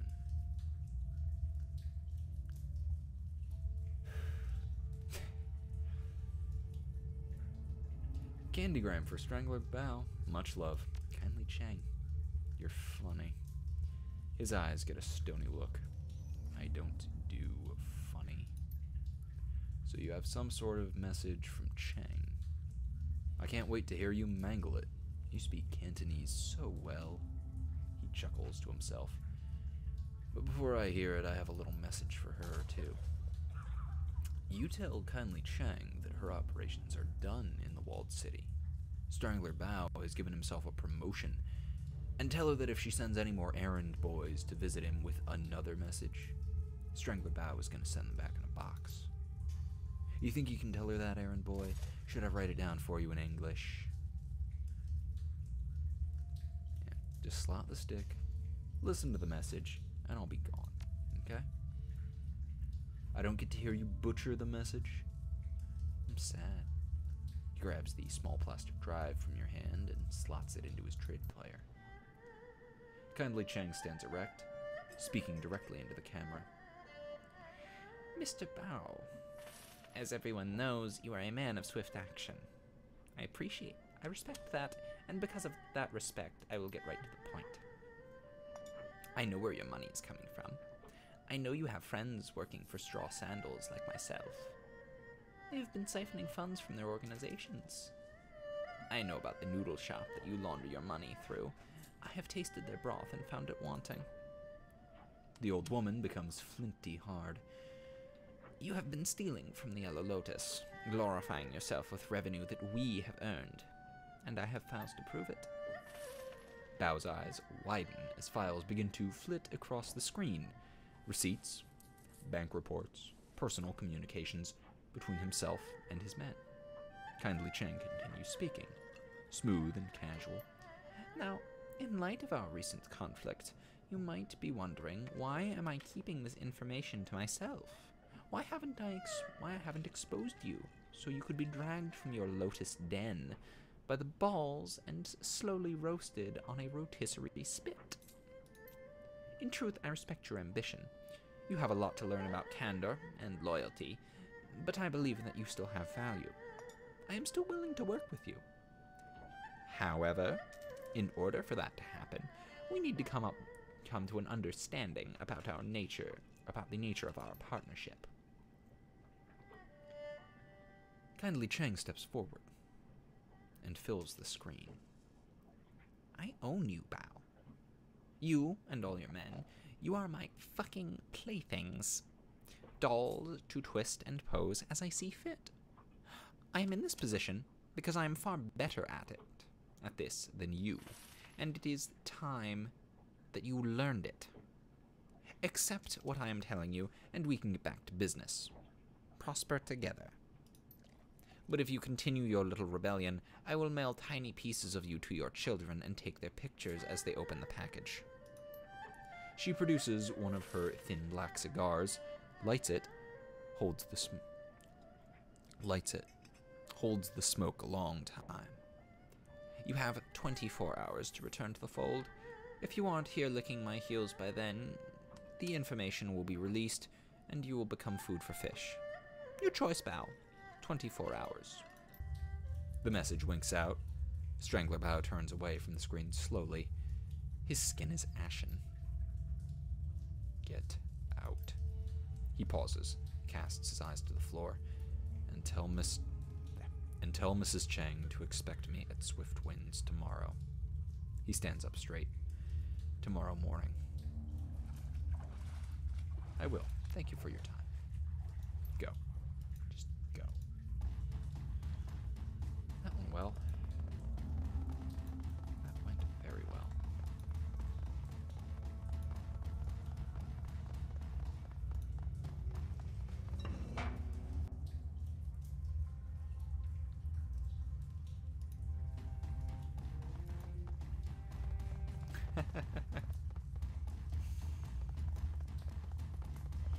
Yeah, that sounds like the sort of thing that would happen back then.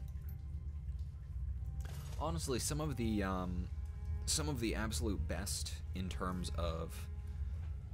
my connection is going down, so we'll give it a moment. One of the absolute best civilizations in terms of diplomacy were the Viking era Scandinavians, who had trade routes going, you know, all the way from Scandinavia. My connection is all over the place tonight. It's still... But yeah, they had trade routes going all the way from up in Scandinavia down into like Africa.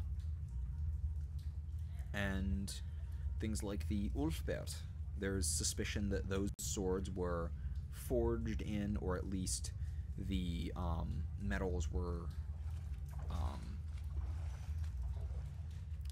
connection just fucking died. And it's back now. Yeah, my connection just keeps going back up and back down. Hopefully it'll stabilize in a moment.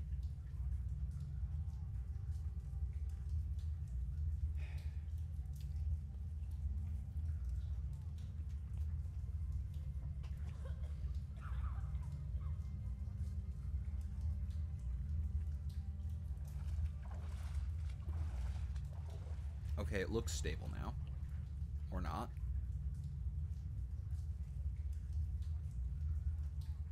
Maybe. Okay, I'm just gonna go on and ignore it and hope that it sorts itself out, because this is gonna take ages if I just wait.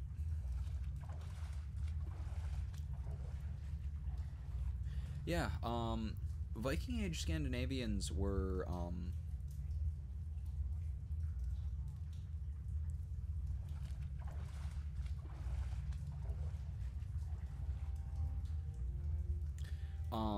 yeah, and interestingly enough, Viking saying that Vikings were bloodthirsty is not entirely inaccurate, given that Viking isn't a civilization; it's a profession, and the Vikings were the traders and warriors. So to go Viking was to go raiding and trading through, you know.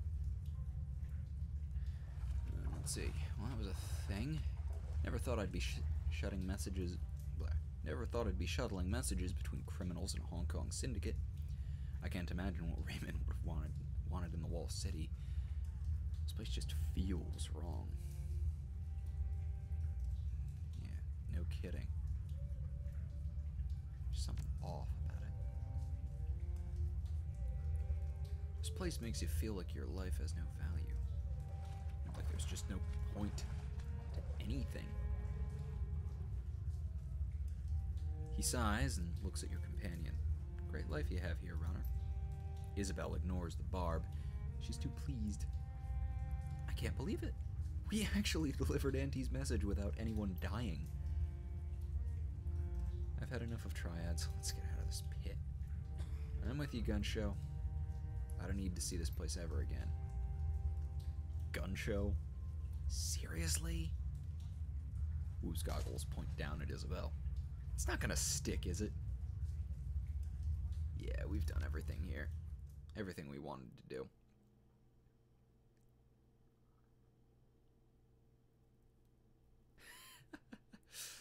Oh, I mean, that is perhaps the most appropriate band.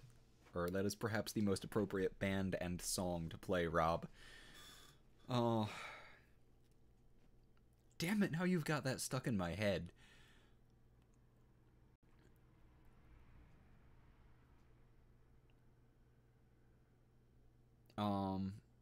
But yeah, the Vikings were very, very diplomatic. Like they did make it to, North America, and they actually set up a trade outpost. They actually found it. It's the Vinland colony. And according to sagas, they did meet with Native Americans and tried to trade with them. According to the sagas, what they tried to trade was milk. So the suspicion of what happened was the natives, who there was a genetic trait in Native American tribes of lactose intolerance. The natives thought they were being poisoned. And as a result, went on the attack after the trade mission.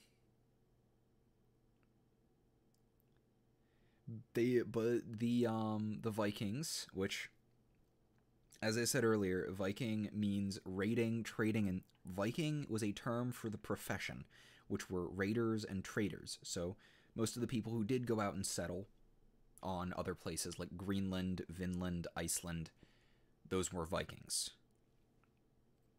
And they were of various Scandinavian kingdoms. So Viking is really a more appropriate term. But yeah, they didn't go randomly attacking. They went trading and traded the worst fucking possible thing they could choose to trade. It's kind of hilarious, actually.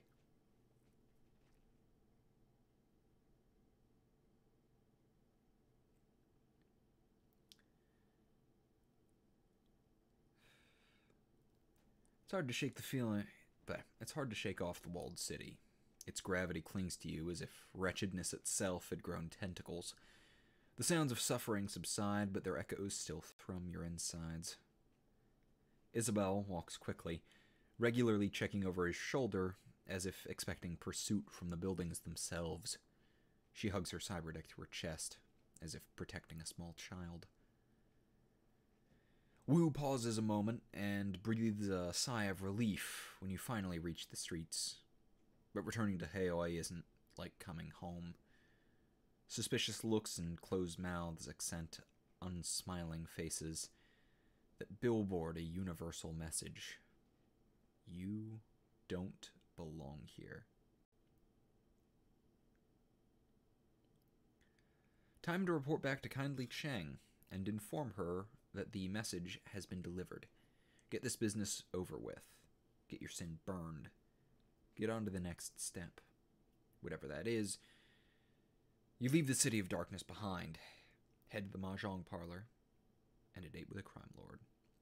But yeah, I know the ability to digest milk is a genetic anomaly. So is the ability to digest alcohol. And a lot of native groups, both, Native American and Native Australian, cannot digest alcohol because they didn't brew, and as a result they don't have a terribly high tolerance for the stuff.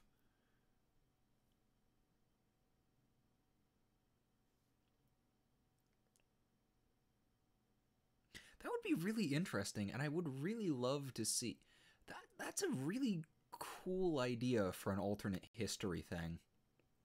Seeing a Viking America. I really want that to be a thing.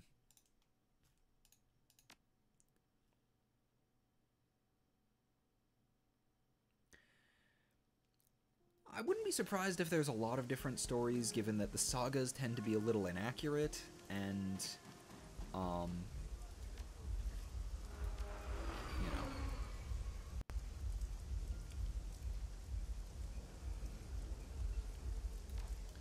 Yeah, and I mean, the same thing has happened in Australia.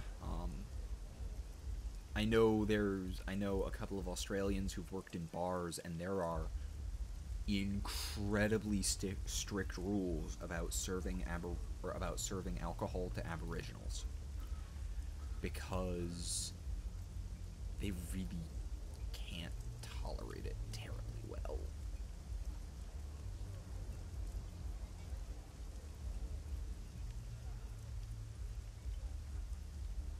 And it's really depressing.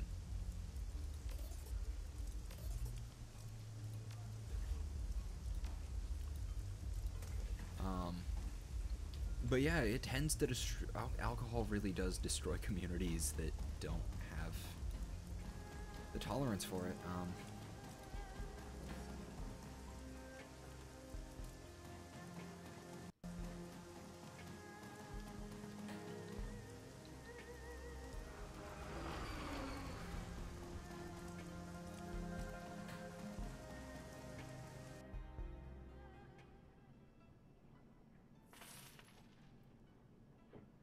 Yeah.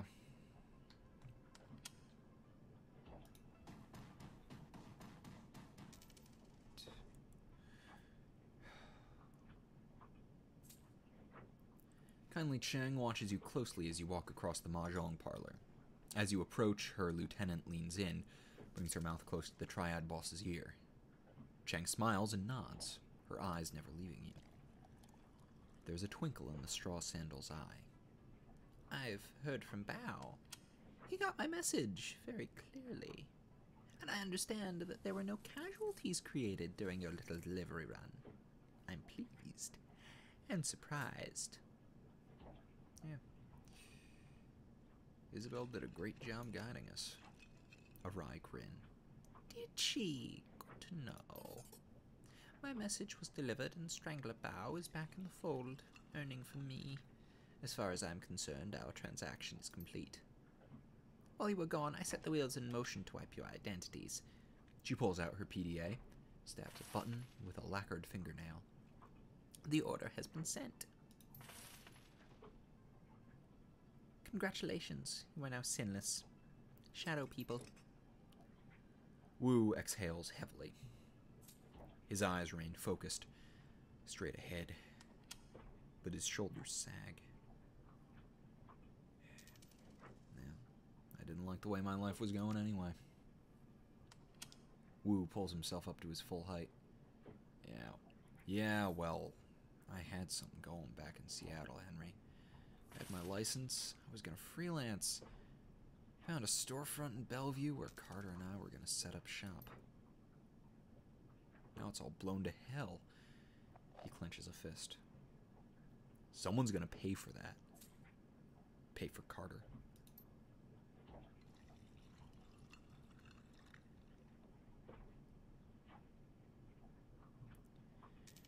Whoever gave the kill order on Carter also forced us to give up our identities and took Raymond. Wu sets his jaw firm. It's all I can think about. Finding who did this. Finding Ray.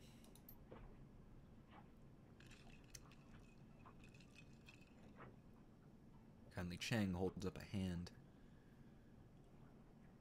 While I was working to get your sins burned, I also had my network look into Raymond Black's disappearance. I've been thinking about what you told me earlier, and I agree. She eyes the room carefully and leans in.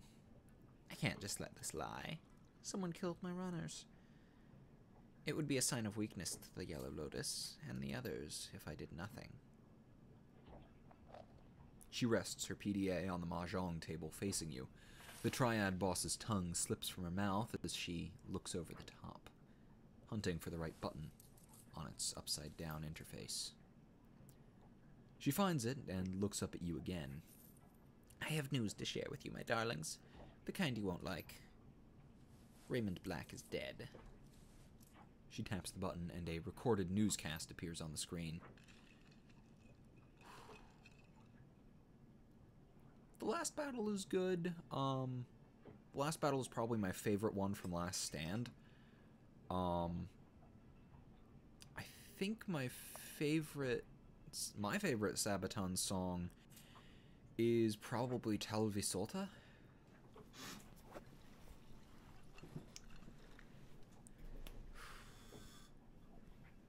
Raymond's photograph appears on the screen behind a reporter, standing on the docks in Victoria Harbor. It's a picture you've seen before, a professional portrait taken for a press release about a youth center he was opening in the Redmond Barrens. Under Raymond's photo are the words, "Seattle man killed."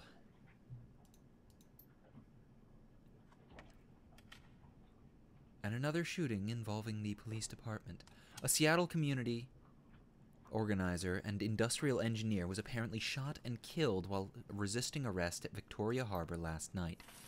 HKPF report that the UCAS man, Raymond Black, was behaving erratically and would not respond to police orders to surrender. No additional information regarding Black or why he was traveling to Hong Kong are available. Police have stated that due to the shooting's proximity to last night's shootout with the White Star, the investigation must remain confidential and no other details are being revealed at this time. Kindly Cheng taps the button again and the video closes. Wu puts his hand to his face. This just keeps getting worse.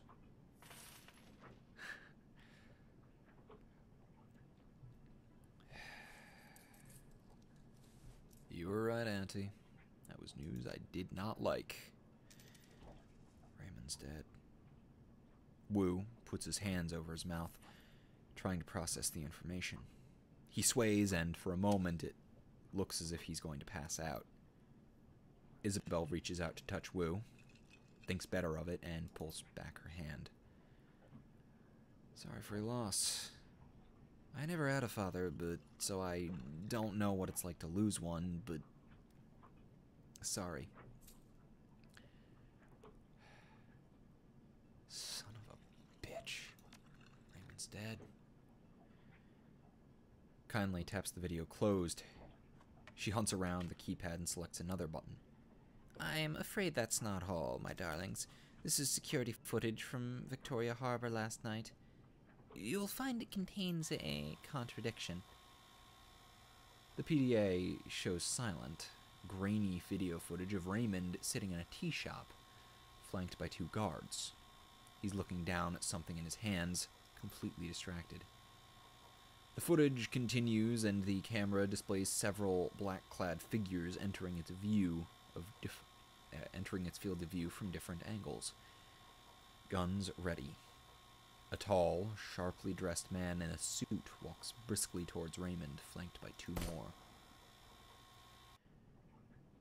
Raymond stands to face them, and the camera gets a clear view of the suit's face. White plastic. The guards turn to draw their weapons, and muzzle flashes erupt from all sides. One of Raymond's guards goes down, and his submachine gun fires wildly, hitting the camera. Wu puts his hand on the table and leans in. Those weren't cops, and Raymond wasn't resisting arrest. What's with that guy? Gobbet reaches up to stroke the rat perched on her shoulder. Is that a mask? It doesn't look like a mask. It looks like some sort of semi-rigid plastic implant. Real craftsmanship.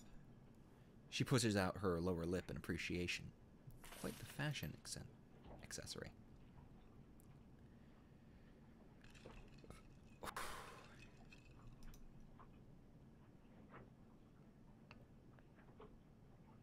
See you later, Teeters.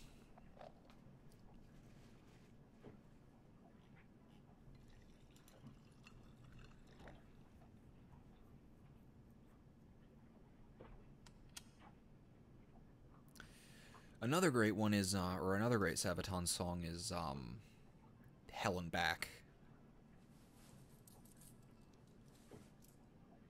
It's also the kind of fashion accessory that stands out in a crowd. This guy's either a fool or an arrogant son of a bitch. He sets his jaw firm. Either way, I'm gonna find him. Kindly Cheng watches Wu intently. I believe you. Wu stands back and turns to you. What now?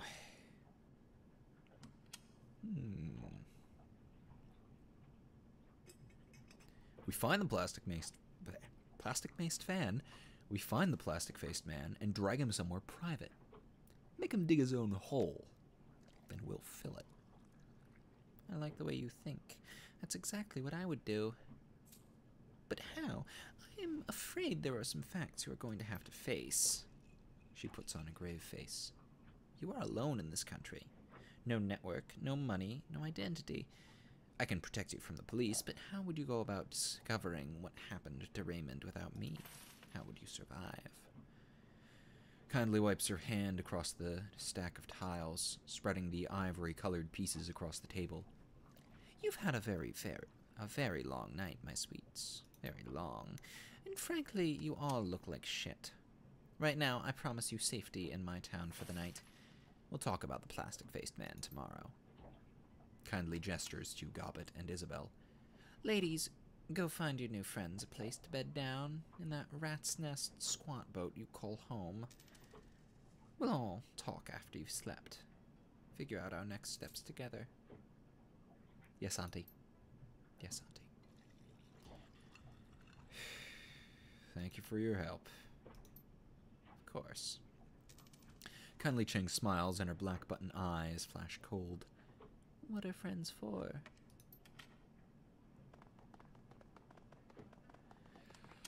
The first Sabaton song I heard was, I think it was either Winged Hussars or Rourke's Drift. I cannot remember.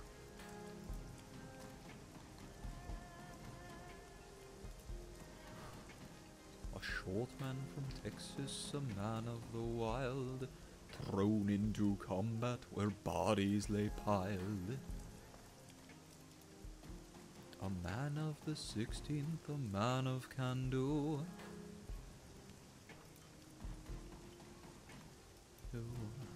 Bright, a white light, if there be any glory in war, let it rest on men like him, who went to hell and came back.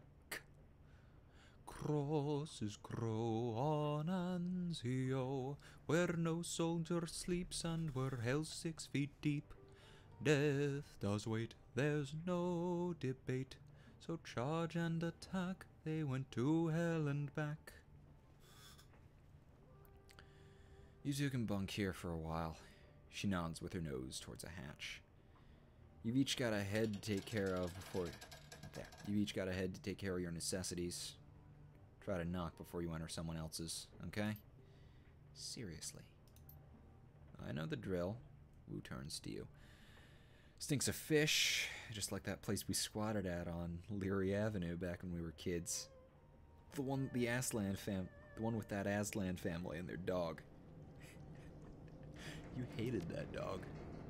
He kept digging out my food stash. No matter where I hid it, you'd find it and scarf down a week's worth of grub. He wipes his nose with a gloved hand. Still, it was sad what happened to him. And that family. No one should go that way. Technically it does... Well, no, I remember hearing something about YouTube having a blanket mechanical license for covers. So if I sing, I'm good.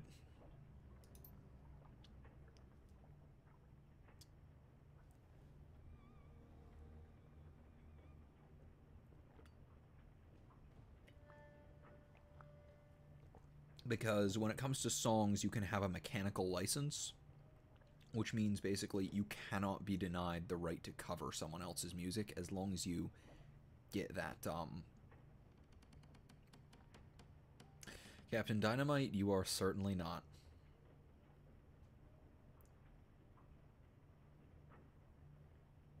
He stretches and his spine pops like a handful of firecrackers. Is Duncan me? I think I've been up for something like 36 straight hours. Duncan is me. Duncan is actually me.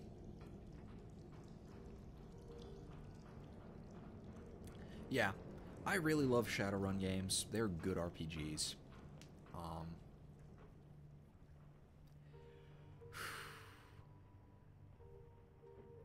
For the longest time, I actually didn't like Art of War, as an album. It took me a while to actually listen through it and just sort of get into it. For the longest time, I really, like, it took me a while to get into, Last Stand, and then from there I got really into Art of War. And now I'm starting to really like Coat of Arms, despite not really liking Coat of Arms for the longest time. Thoughts on Skyforge? What do you mean by Skyforge? Because I know a couple of things by that name. He drops his arms. And this has been one shit stain of a day. Time to end it. Oh, also, Captain Dynamite, she's not an elf. She is an orc. I have 2 orcs on my party. 2 orcs, a troll, and... Is she a... dwarf? Or... what, a halfling? I'm not sure. Heroes is a good album. I've only heard a few songs from it. I wasn't really big on The Bull. It's such a good story, and they really tried to do a slower song, and it didn't work for them. Remember Captain Dynamite. Pointy ears means elf. Pointy ears and sharp underbite fangs means orc.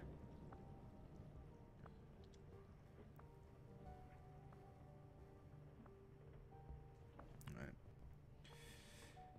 How'd you get your hands on this place? How do people like us get our hands on anything? We found it. You found it empty. He sweeps his eyes across the cabin. The doubt is plain on his face. Somebody abandoned a prime piece of real estate like this? She shrugs. Close enough. It was full of BTL junkies when we came across it. They were completely wigged out on some multiplayer cyber game. I'm not sure they ever chipped out of it. They were completely emaciated, stewing in piles of their own shit. Their eyes had sunk into their skulls. Pretty gruesome stuff. They racked up a killer score, though. True. They had the moves. Should have hung an IV while they were playing, though. Turns out nutrition is important. So what happened? Did they die? She shrugs. Nightjar ran him out. Not sure what happened to him after that. Anyway, it's ours now. Auntie Cheng says so. All but the engine room, you mean? Right. Everything but that. Auntie rented it out from under us. That must have pissed you off. She shrugs. Whatever. We weren't using it. As long as our downstairs neighbor keeps to himself, he can have the lower level. Especially if it keeps Auntie Cheng happy. It's just you two living here? Yeah. Gobbet's mouth screws up a bit. Now that Nightjar and Gutshot are gone, it's just us. The squeal of metal grinding on metal rips through the boat. It sounds like it's coming from the level below. And the creepy Russian guy renting the engine room downstairs. Nothing to worry about. He mostly keeps to himself. She checks her PDA. He'll stop soon. He's usually quiet by now.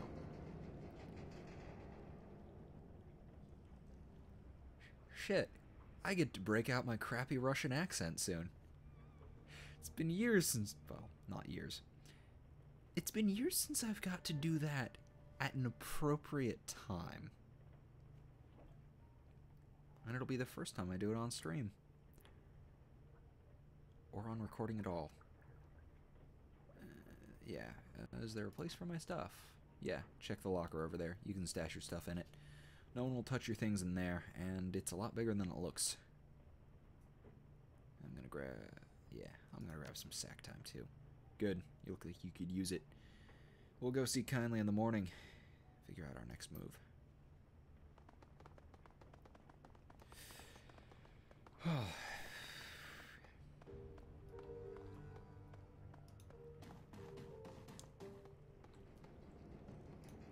Let's see what's upstairs. I want to explore a bit first.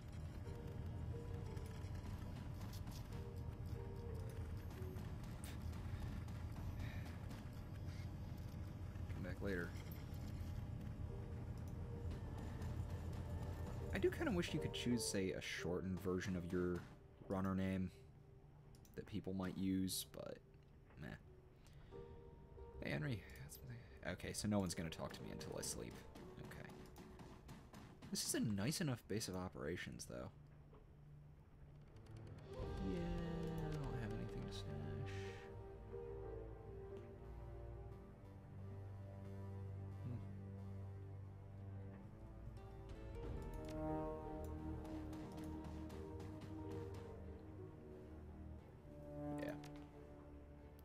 climb into the cot and worm your way under the sheets.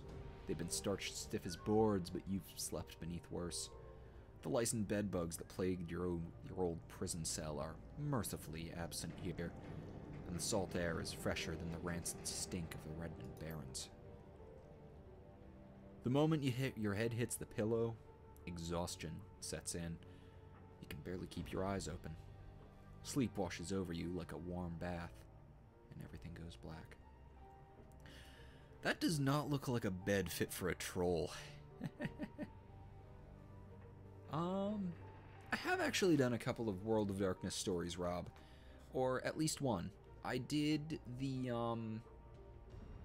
a story from Mage, which is probably the least talked about World of Darkness setting. Or World of Darkness system. Despite being one of the coolest. Actual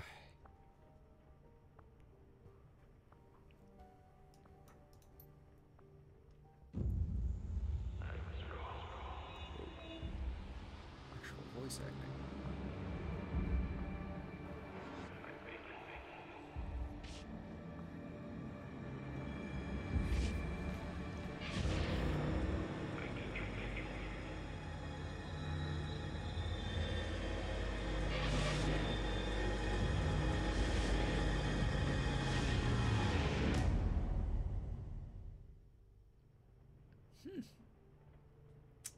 I don't remember what it was called.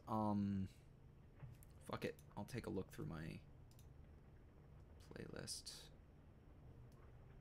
That'll take not but a moment. What the fuck kind of accent was that?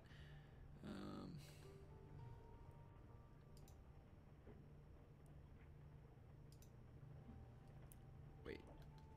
Is that accurate, or is YouTube just rounding? I think YouTube might be rounding.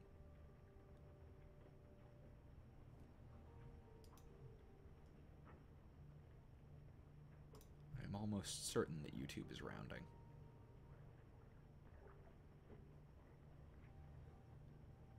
Make that entirely certain, okay.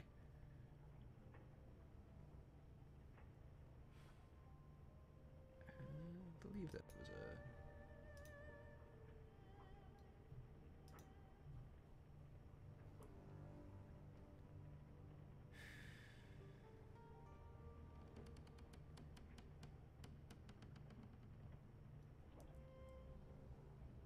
Yeah, I want to say it was Hobos, Demons, and Heroes.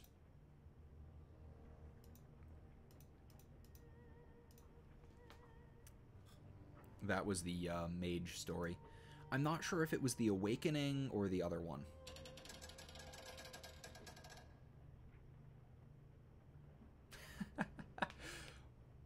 That was a fun one.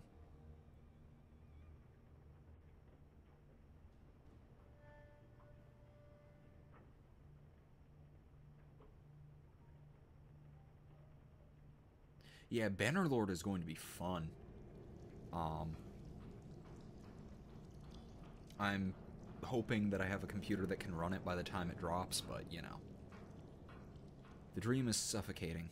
The shifting tunnel of glass and steel, the towering silhouette of dark majesty, the shadowy doorway, and the teeth.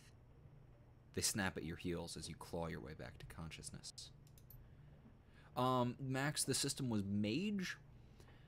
It's a World of Darkness system. I am not sure if it was the new World of Darkness or the old World of Darkness version, because there was nothing terribly identified between... Or terribly identifiable between the two. Or at least not in the story. There's a lot different game or mechanics-wise, as with every World of Darkness system. I too am excited for Kingdom Come. That one is going to be so good.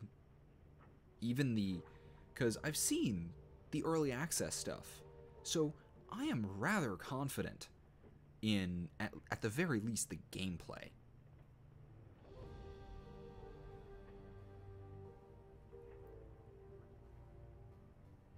I've not gotten around to Viking Conquest. I've played the original Mountain Blade, which is fun, but bare bones, and I've played Warband, but I've not played any of the others. I have them all. I just haven't gotten around to playing them.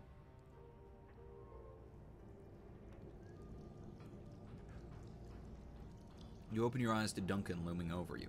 He shakes your shoulder roughly. Henry. Come on, Henry. Wake up. We gotta go talk to Kindly. The others have already left. It was one rough night. He lets go of your shoulder, cocks a thumb at the hatch. We gotta go. I've been trying to wake you for a while now. You were thrashing around in your sleep. Yeah, thanks. Let's get going. We don't want to keep a mob boss waiting. My thinking too. I'm good to go. From the expression on his face, he doesn't look good to go. Did you get some rest? He reaches up and rubs the back of his neck. Enough, I guess. His fingers hit a knot. He winces. I didn't sleep well last night. Bad dream. Me too. Guess that's why I was thrashing. Guess so. I'm not surprised we both had nightmares, though. He stretches his shoulders. Nothing's gone right since we stepped foot in this country.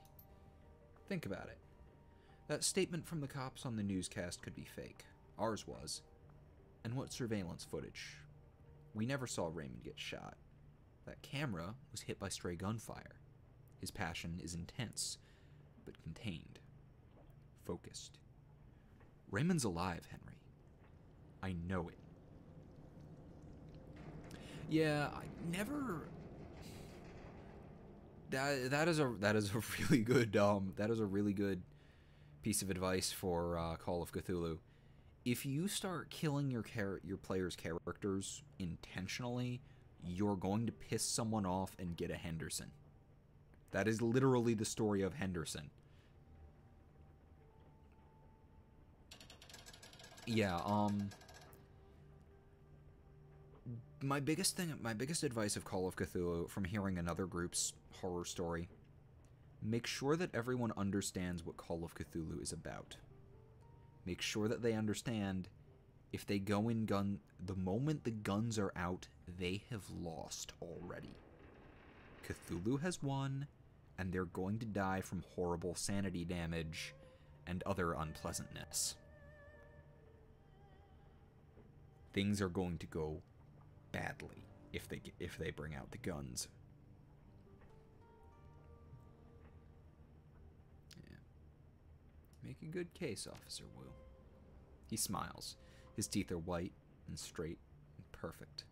Should have been a detective instead of a headbuster, right? His smile fades. God, I feel like I'm 12 years old again, squatting on a stinking trawler. My partner's gone, Raymond's gone, hell, I'm gone.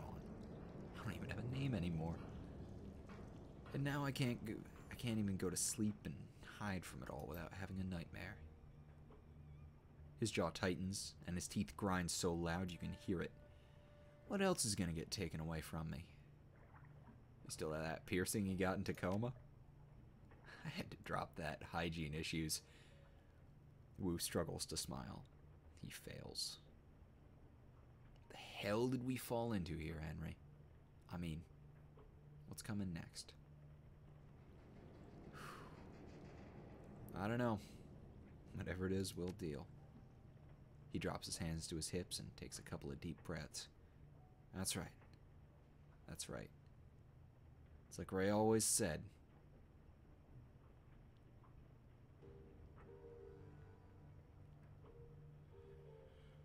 These are all excellent options.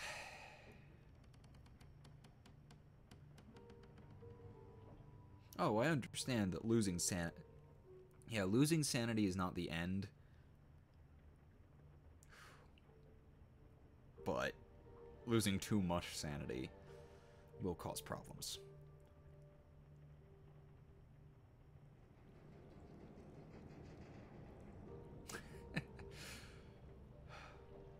Henderson is a great story, and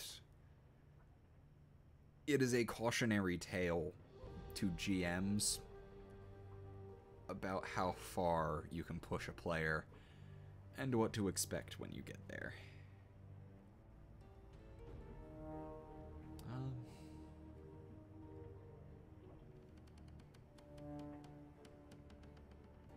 Yeah, I need to finish more of the All Guardsman party. Oh yeah, Shoggy posted another of his Blitz runs earlier. Of Total War. And he said that the next one should be out on February 24th or maybe a week or two earlier.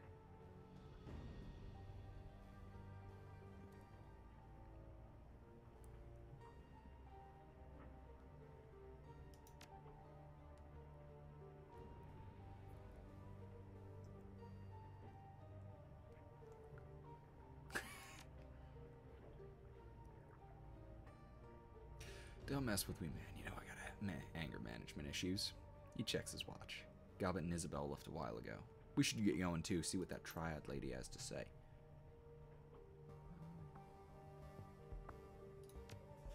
Shoggy Seldom. He's the guy who writes All Guardsman Party. He was one of the players, but no one's really sure who. His GM Failer finally made him make a Reddit account so that he didn't have to keep posting the stories and fielding questions as a mediator anymore.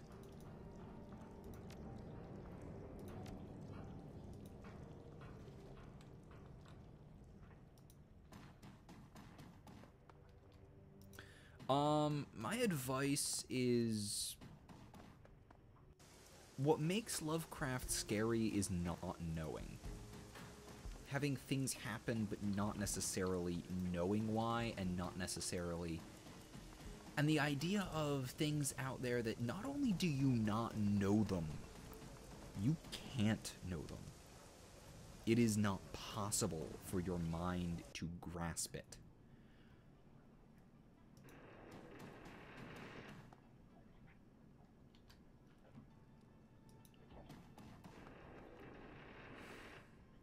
Kindly's place reeks of stale cigar smoke and fresh urine.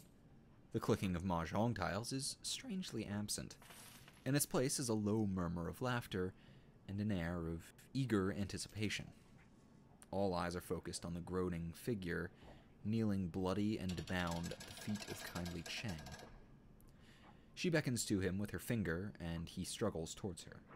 The loud rustling of the plastic tarp crackling under his knees as he moves. His pants are wet with fear. An acetylene torch lies on the table at Cheng's right hand. Kindly Cheng ignores the scene. She behaves as if all is right with the world. How did you sleep, my little ones? Fine, thanks. What's with the guy on the floor?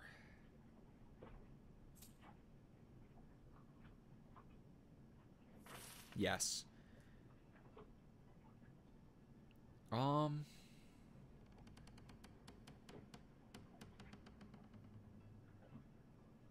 That's essentially what Henderson was, Rob. Henderson was... The explanation of Henderson was that he was so insane already and actually had mild schizophrenia to the point where he took minimal sand damage from various things, like assuming that a Shoggoth was an ugly poodle. Was one of that will always be one of my favorite things. Yeah, I recommend being familiar with some of the Lovecraftian lore. Most of it is public domain, so it's really easy to just find one of the books and just read a bit through it. I would highly recommend that. Get yourself familiar with how things tend to go. I would also recommend maybe not jumping directly into Lovecraft if you have issues with really, really overt racism. He is a great writer if you can get past that, but if you cannot, it's rough reading some of his stuff.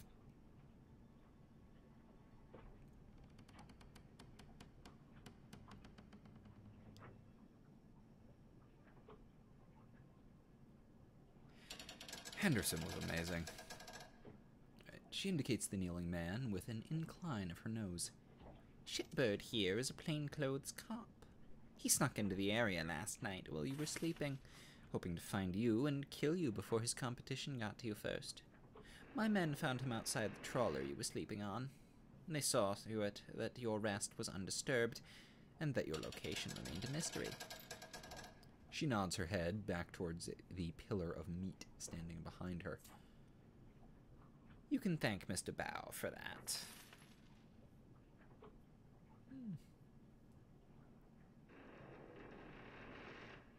So you're the night watchman now, buddy. Thanks. Strangler Bao's eyes widen until they're more white than color. They glisten with raw hatred. Cheng's demeanor changes in a heartbeat. Her amused expression drops like acid rain. Mr. Bao is an honored member of the Yellow Lotus, whereas you are an outsider. Her head pushes forward on her neck. A disposable outsider. Kindly Cheng slowly surveys the room, makes eye contact with every triad soldier, one by one. She addresses the bloody man on his knees. Now, shitbird, tell my friends what you told me. I don't know anything, I swear. We just got the orders last night. He pushes his head towards you and Wu from the floor, struggling to keep his balance. Somebody high up wants these two dead. The whole department is on it. I don't know anything else. Someone from high up. The old woman lifts her foot, taps his chin with the toe of her shoe. How high? The cop looks up at her, looks around the room filled with triad soldiers. One of them opens his coat and shows the cop something inside. He closes it slowly and winks. The cop drops his head to his chest. All the way up, all the way up. It's someone on the council. Someone on the executive council wants these two dead. Cheng spits on him with a sneer. Fuck your ancestors to the 18th generation. Give me the truth. The cop wears the spittle. He never lifts his head. It's the truth, madam. I swear. Whoever it was labeled them as terrorists or to terminate them with extreme prejudice. Kindly Cheng shuffles closer to the kneeling cop, reaches down and strokes his head with her hand. Then, she slowly digs her fingers into his scalp and pulls back hard until his chin points high. The triad boss leans in close, searches his eyes with her own.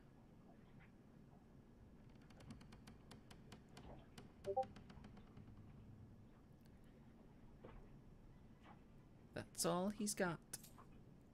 She lets go of his head and smooths his buzz-cut hair with her hand. For whatever reason, last night someone on the Executive Council of the Free Enterprise Zone ordered the Hong Kong police force to kill two nobodies from Seattle. I find that fascinating. Don't you? Not really. Corporations can just order the cops to kill people. Not really. Corporations can just order the cops to kill people here? Kindly Cheng smiles knowingly. Corruption is so ingrained in our society that we don't even see it as corruption. If a street vendor can get out of a sanitary citation by buying a cop a cup of tea for 5 new yen, imagine what a megacop can do. Megacorp can do. Seattle isn't like Hong Kong. There, the megacorps control the government. Here, the corps are the government. The exec council is chosen by the corporate board, board of governors. They're basically the legislative and executive branches of the Hong Kong government in one tiny package.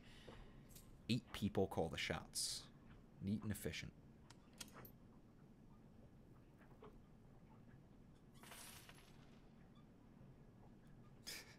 Stomping heads is fun, but it's no fun if you aren't the one to put them in the position to stomp on them. Kindly Cheng steps back from the cop and lights one of her thin black cigars. For the wage slaves and the civilian sheep, the corporations are a pantheon of gods who wield absolute power. She looks around the room, but not for us. Oh, Isabel is the one you were talking about. I was thinking of Gobbet. I think Isabel is a dwarf? See you later, Rob.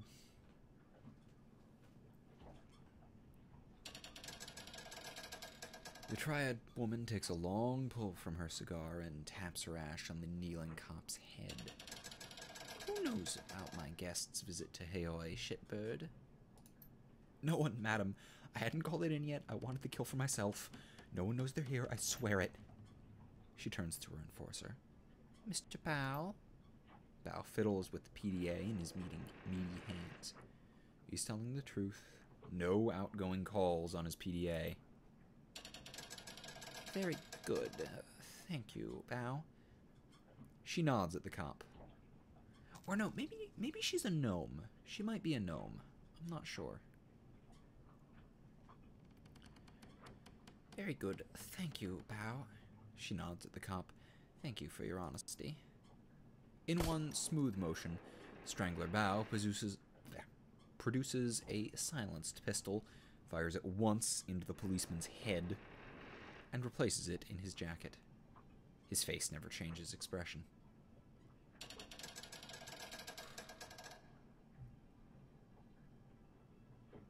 Looks like the triads can be just as efficient. Cheng takes a drag on her cigar. Yes, my darling. She balances her cigar on her shot glass, picks up some mahjong tiles, and begins playing with them absently. It is clear our friend Raymond Black was up to something involving the walled city. Something having to do with prosperity. And this executive council member wanted Raymond dead for it. She stacks her tiles one by one. Click, clack. Now they want you dead for it, too. Click. This plastic-faced man may show up on your door one day, too. She knocks the pile over, and it clatters to the table loudly. I have a proposal for you, Miss Sweets. A smile lights up her dead black eyes. Work for me. With Nightjar and Gutshot dead, I find myself with 2 job openings. Fill them. I have need of deniable assets here. Players unaffiliated with the triads who can take care of some of the more unsavory business needs about town. You've proven yourself resourceful, and you have no existing connections here. That can be a positive in this line of work. So, Shadowrunners. Wu grunts. His jaw tightens, but he stays silent. In exchange, I will keep you safe from pests like this one. She nods at the body on the floor. The pool of blood on the plastic wrap continues to widen. You'll have safe harbor here in my town and a steady source of income. She picks up a handful of tiles again.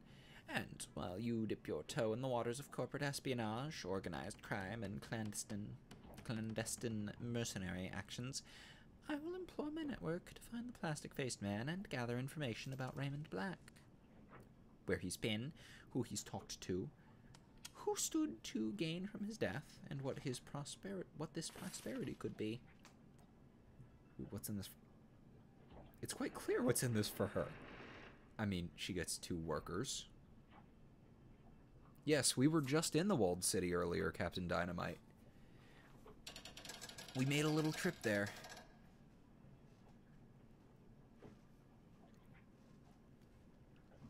I gave people a short history lesson on it. The walled city is a really fucking fascinating place.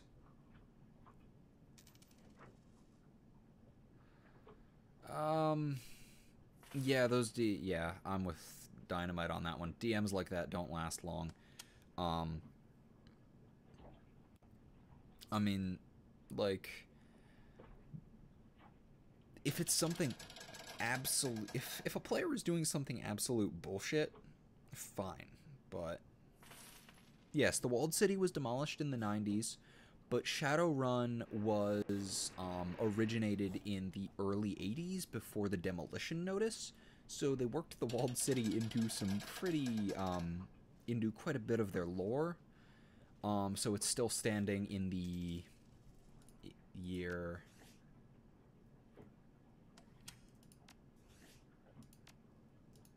Huh, no date. I was hoping for a date and time. It's 27. It's 2070 something.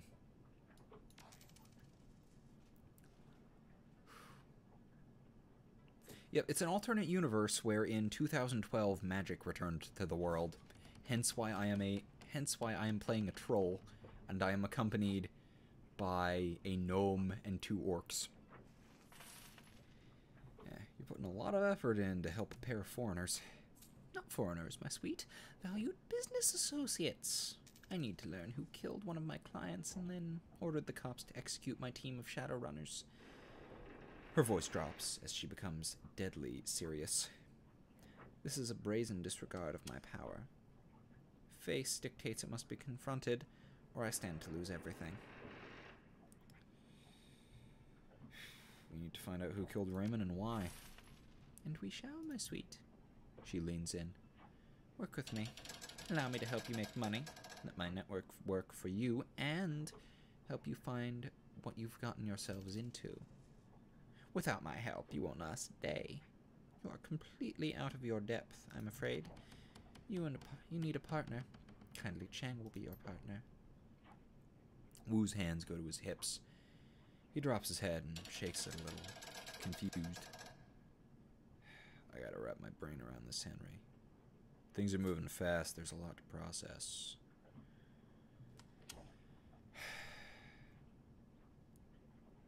Yeah, to see this... Come on, Wu.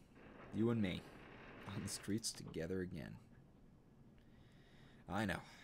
I got it. I just gotta reconcile this whole... He grips the back of his neck, squeezes hard, rips his hand away. Ah, fuck it. I'm not a cop anymore. That guy's dead. He nods. The decision made. I'm in. What about you?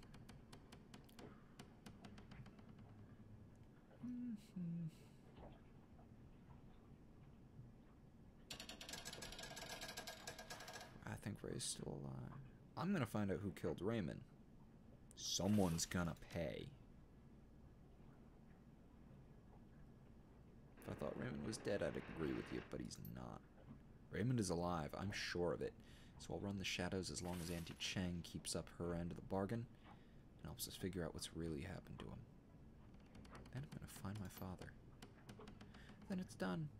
Aoi is now open to you. She gestures to her lieutenant, who raises a finger to her ear and whispers into her sleeve. First order of business. Henry Williams and Duncan Wu don't exist anymore. You'll need street names. Wu sighs. Yeah, okay, I'll think of something. Gobbet rubs her cheek against her rats. A glint in her eye. I think we got you covered, gun show.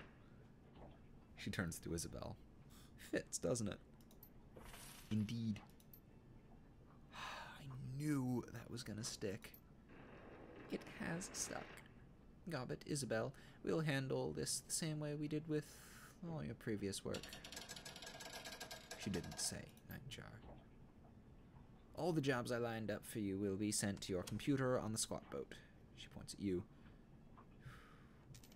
Got it. Why him? It's a simple process of elimination. She points to the little decker. Isabel isn't the leader type. You got that right. She moves her finger to the orc girl.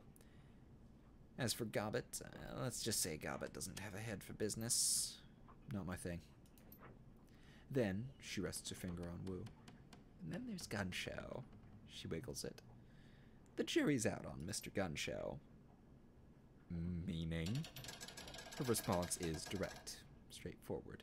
Meaning there's a lot going on There's a lot going on in that head of yours right now, and I'm not sure I can trust you.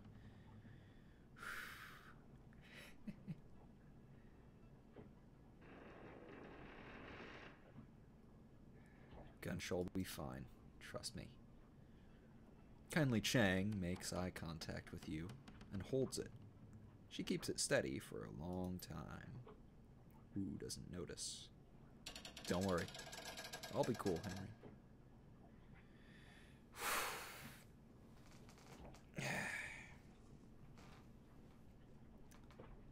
I had a handle back in the Barrens.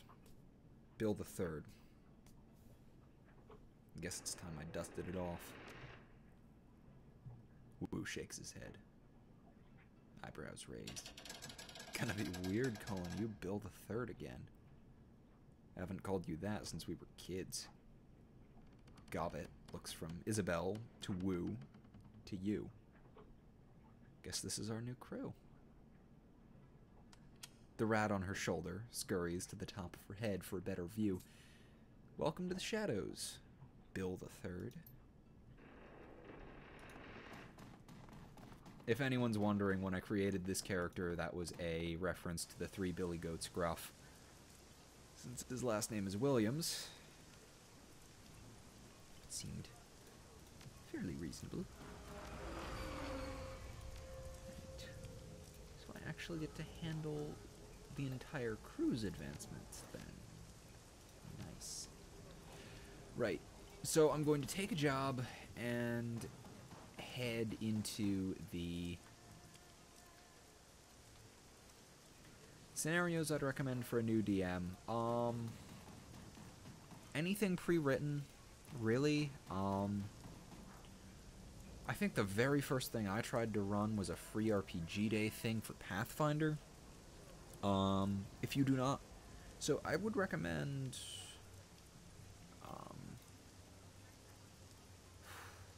really, I never have run a Call of Cthulhu game. I'm familiar with, you know, the Cthulhu mythos as a whole, but, you know.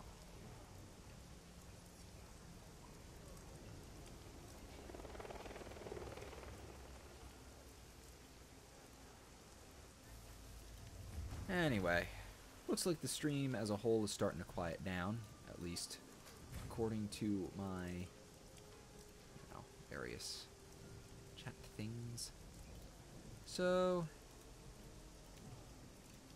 yeah. Seems that I should probably... Yeah, that is another one. I've tried, when I was very new, I just picked up books and started running them. That was a bad plan. That was a very bad plan. Yeah. Your workstation and mission computer. The cool blue tones of the workstation's main menu fill the screen. A blinking message in the upper right corner notifies you that you have 6 unread messages.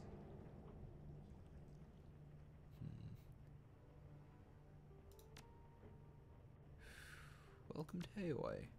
From kindly Cheng to Bill the Third, welcome to Haoi. Bill the Third. On behalf of your friends at the Haoi Chamber of Commerce and the Swift Winds Mahjong Parlor, I welcome you to the community of Haoi and to our new business venture. I have already lined up 3 jobs for you. The details of each are contained in a separate computer message. Remember to check your messages often, as I will update you with new opportunities as they occur. Your mission computer. From Isabel. Hey, Bill. Set up your mission computer to automatically collect and collate news reports, information, and media that might be of interest to you. Some of the keywords I've got it trolling for are things like Raymond, Duncan, Walled City, etc. I also patched in a permanent link to the Hong Kong shard of the Shadowlands BBS. It's a great place to connect with other runners, sell pay data, get news on the street, and so on. Don't be shy about taking a look. Resources.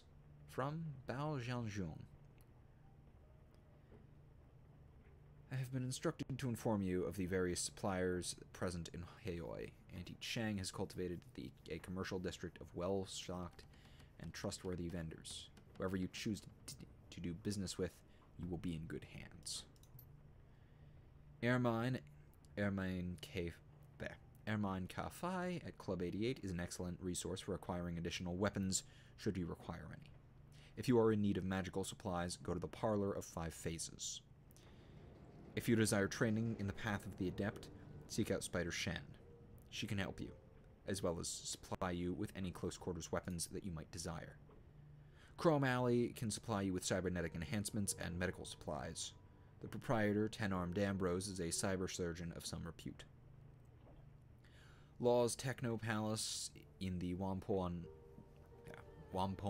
Run supplier, or as a Whampoa Run supplier of the local decking community. The place is hard to miss. Just look for a sign glowing in the sky. If you need drones, Reliable Matthews Robot Bazaar is your best bet, and I pity you.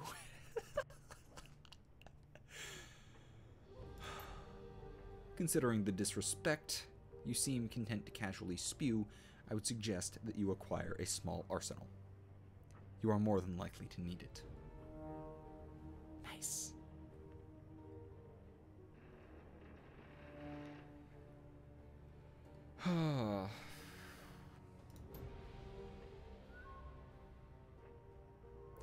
Favorite mythos gadgets or monsters? The Shoggoth is a classic.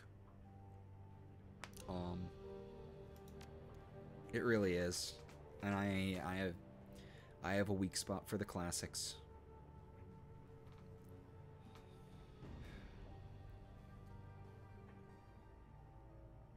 From Kindly, I've got a problem, Bill III, and you're going to help me solve it. I do a lot of business with the Whampoans, and if you're not familiar with the term, I'll forgive you. You are an outsider, after all. The Whampoan are a tribe of techno-fetishists and deckers who've taken up residence in the Whampoa Garden area of Hong Kong. They make and trade high-tech goods to people from all over the world. A lot of new yen passes through their pasty little fingers, and they make a lot of money brokering deals between them and the smugglers here in Heoi. I've hit a snag, though. The Whampoan elders send their council of leaders are being eliminated by a serial killer. They've asked me to dispatch someone to get to the bottom of it and stop the killings, and they're not taking their goods through my turf until I do. So you're going to be my proxy, dear. I don't care how you do it, but I need those murders stopped. The Whampoans have delegate here in Heoi by the name of Maximum Law. Speak with him if you wish to know about Whampoa. He's got a big mouth, but he knows very little of importance. Don't expect much from that half-empty bottle of vinegar. You get your ass down to Whampoa Garden and talk to the elders. Lie, cheat, and steal if you have to, so long as they're convinced that there won't be any more murders. I want my cut back, and I want it soon. That sounds like a good run. From Kindly Cheng. Good. I'll tell the elders you're coming. They don't like outsiders, and they might shoot at you if I don't warn them that you'll be arriving. Pending jobs. Enter query. Back to root. Check for inbox. Check inbox. I'll take those in later.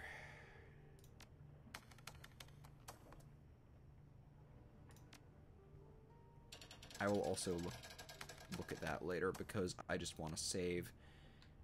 And I can't do that in the hub world. Actually, I want to see who's down here. Ractor.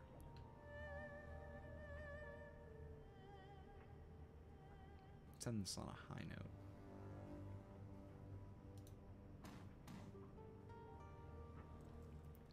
It's oppressively hot down here, and the air is full of synthetic odors that grab you by the sinuses and refuse to let you go.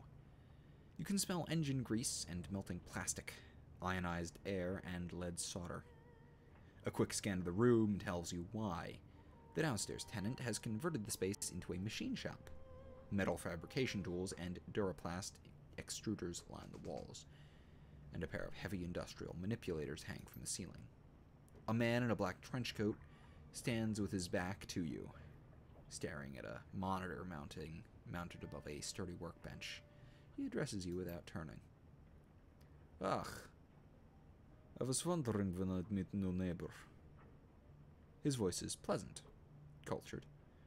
There's a hint of a Russian accent there, but it's buried under layers of nuance. "Please, stay where you are. I'll be with you in just a moment, and unless you fancy an unplanned trip to Chrome Alley, don't touch anything.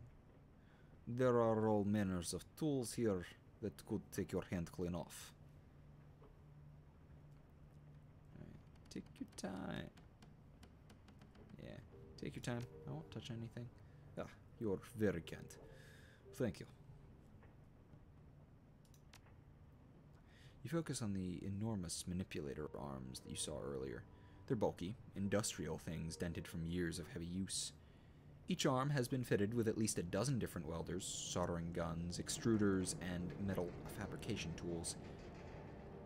You've seen machinery like this in factories before, but they look terribly out of place in the bolt holes, cramped engine room. Very good, yes. It's coming along nicely, very nicely indeed. He turns towards you, smiling, and for the first time you can see his face. He has broadly handsome Slavic features and a chiseled jaw. His eyes are like flecks of ice. "So sorry to have kept you waiting, Mr. Tell me yours first. If you wish, His voice trails off as a flash of motion catches his eye. With alarming speed, a sinister-looking drone scuttles out from under the work table. Its movements are surprisingly agile and fluid. The machine rears back menacingly, spreading its forelegs in a clear sign of aggression. The man's smile tilts, and his tone gets apologetic. "Please don't mind the drone. He can be territorial. But so long as you remain civil, he will not bite." He extends a hand. Simultaneously, the drone relaxes into a neutral position, lowering its killing legs. "Reactor. My mechanical counterpart here is called Cheng." Shake his hand. "A pleasure." His hand is rough and abnormally warm to the touch. He shakes your hand with a solid grip. "I'm very pleased to meet you, my friend. In a community such as Hawaii, it is important to be on good terms with one's neighbors." Agreed. Speaking of which, I'd like to ask you some questions. Absolutely. I don't have time to chat just now, but it was good to meet with you. "Very good. I should focus my attention on this morning's casting anyway." He waves you off. "A pleasure meeting you. At any rate, I'll let you be on your way." That was probably an immensely offensive accent. And I'm not entirely sure I care. Who am I kidding? I know that I just flat out don't care. Right.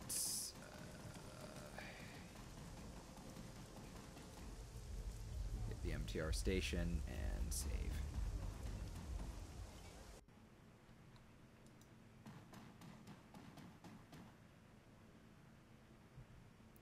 Head to Whampoa Garden to discover who's killing the Whampoan elders. Yeah, additional runners available, eh? I think I'm just gonna take my regular crew. I like my regular crew.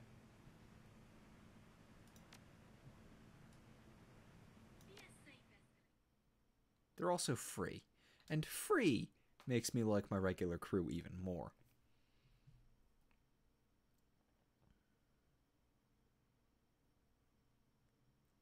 Whampoa Garden. Actually, no, that's gonna show up. That's gonna show up next stream. Well, next time I do this, when it's got the hiccups now.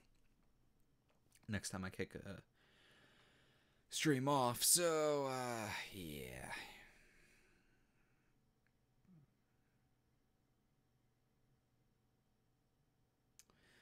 Alright, that will be it for tonight. Thank you everyone for watching. And I should see you all tomorrow morning /night/whatever for some Vampire the Masquerade. See you all then.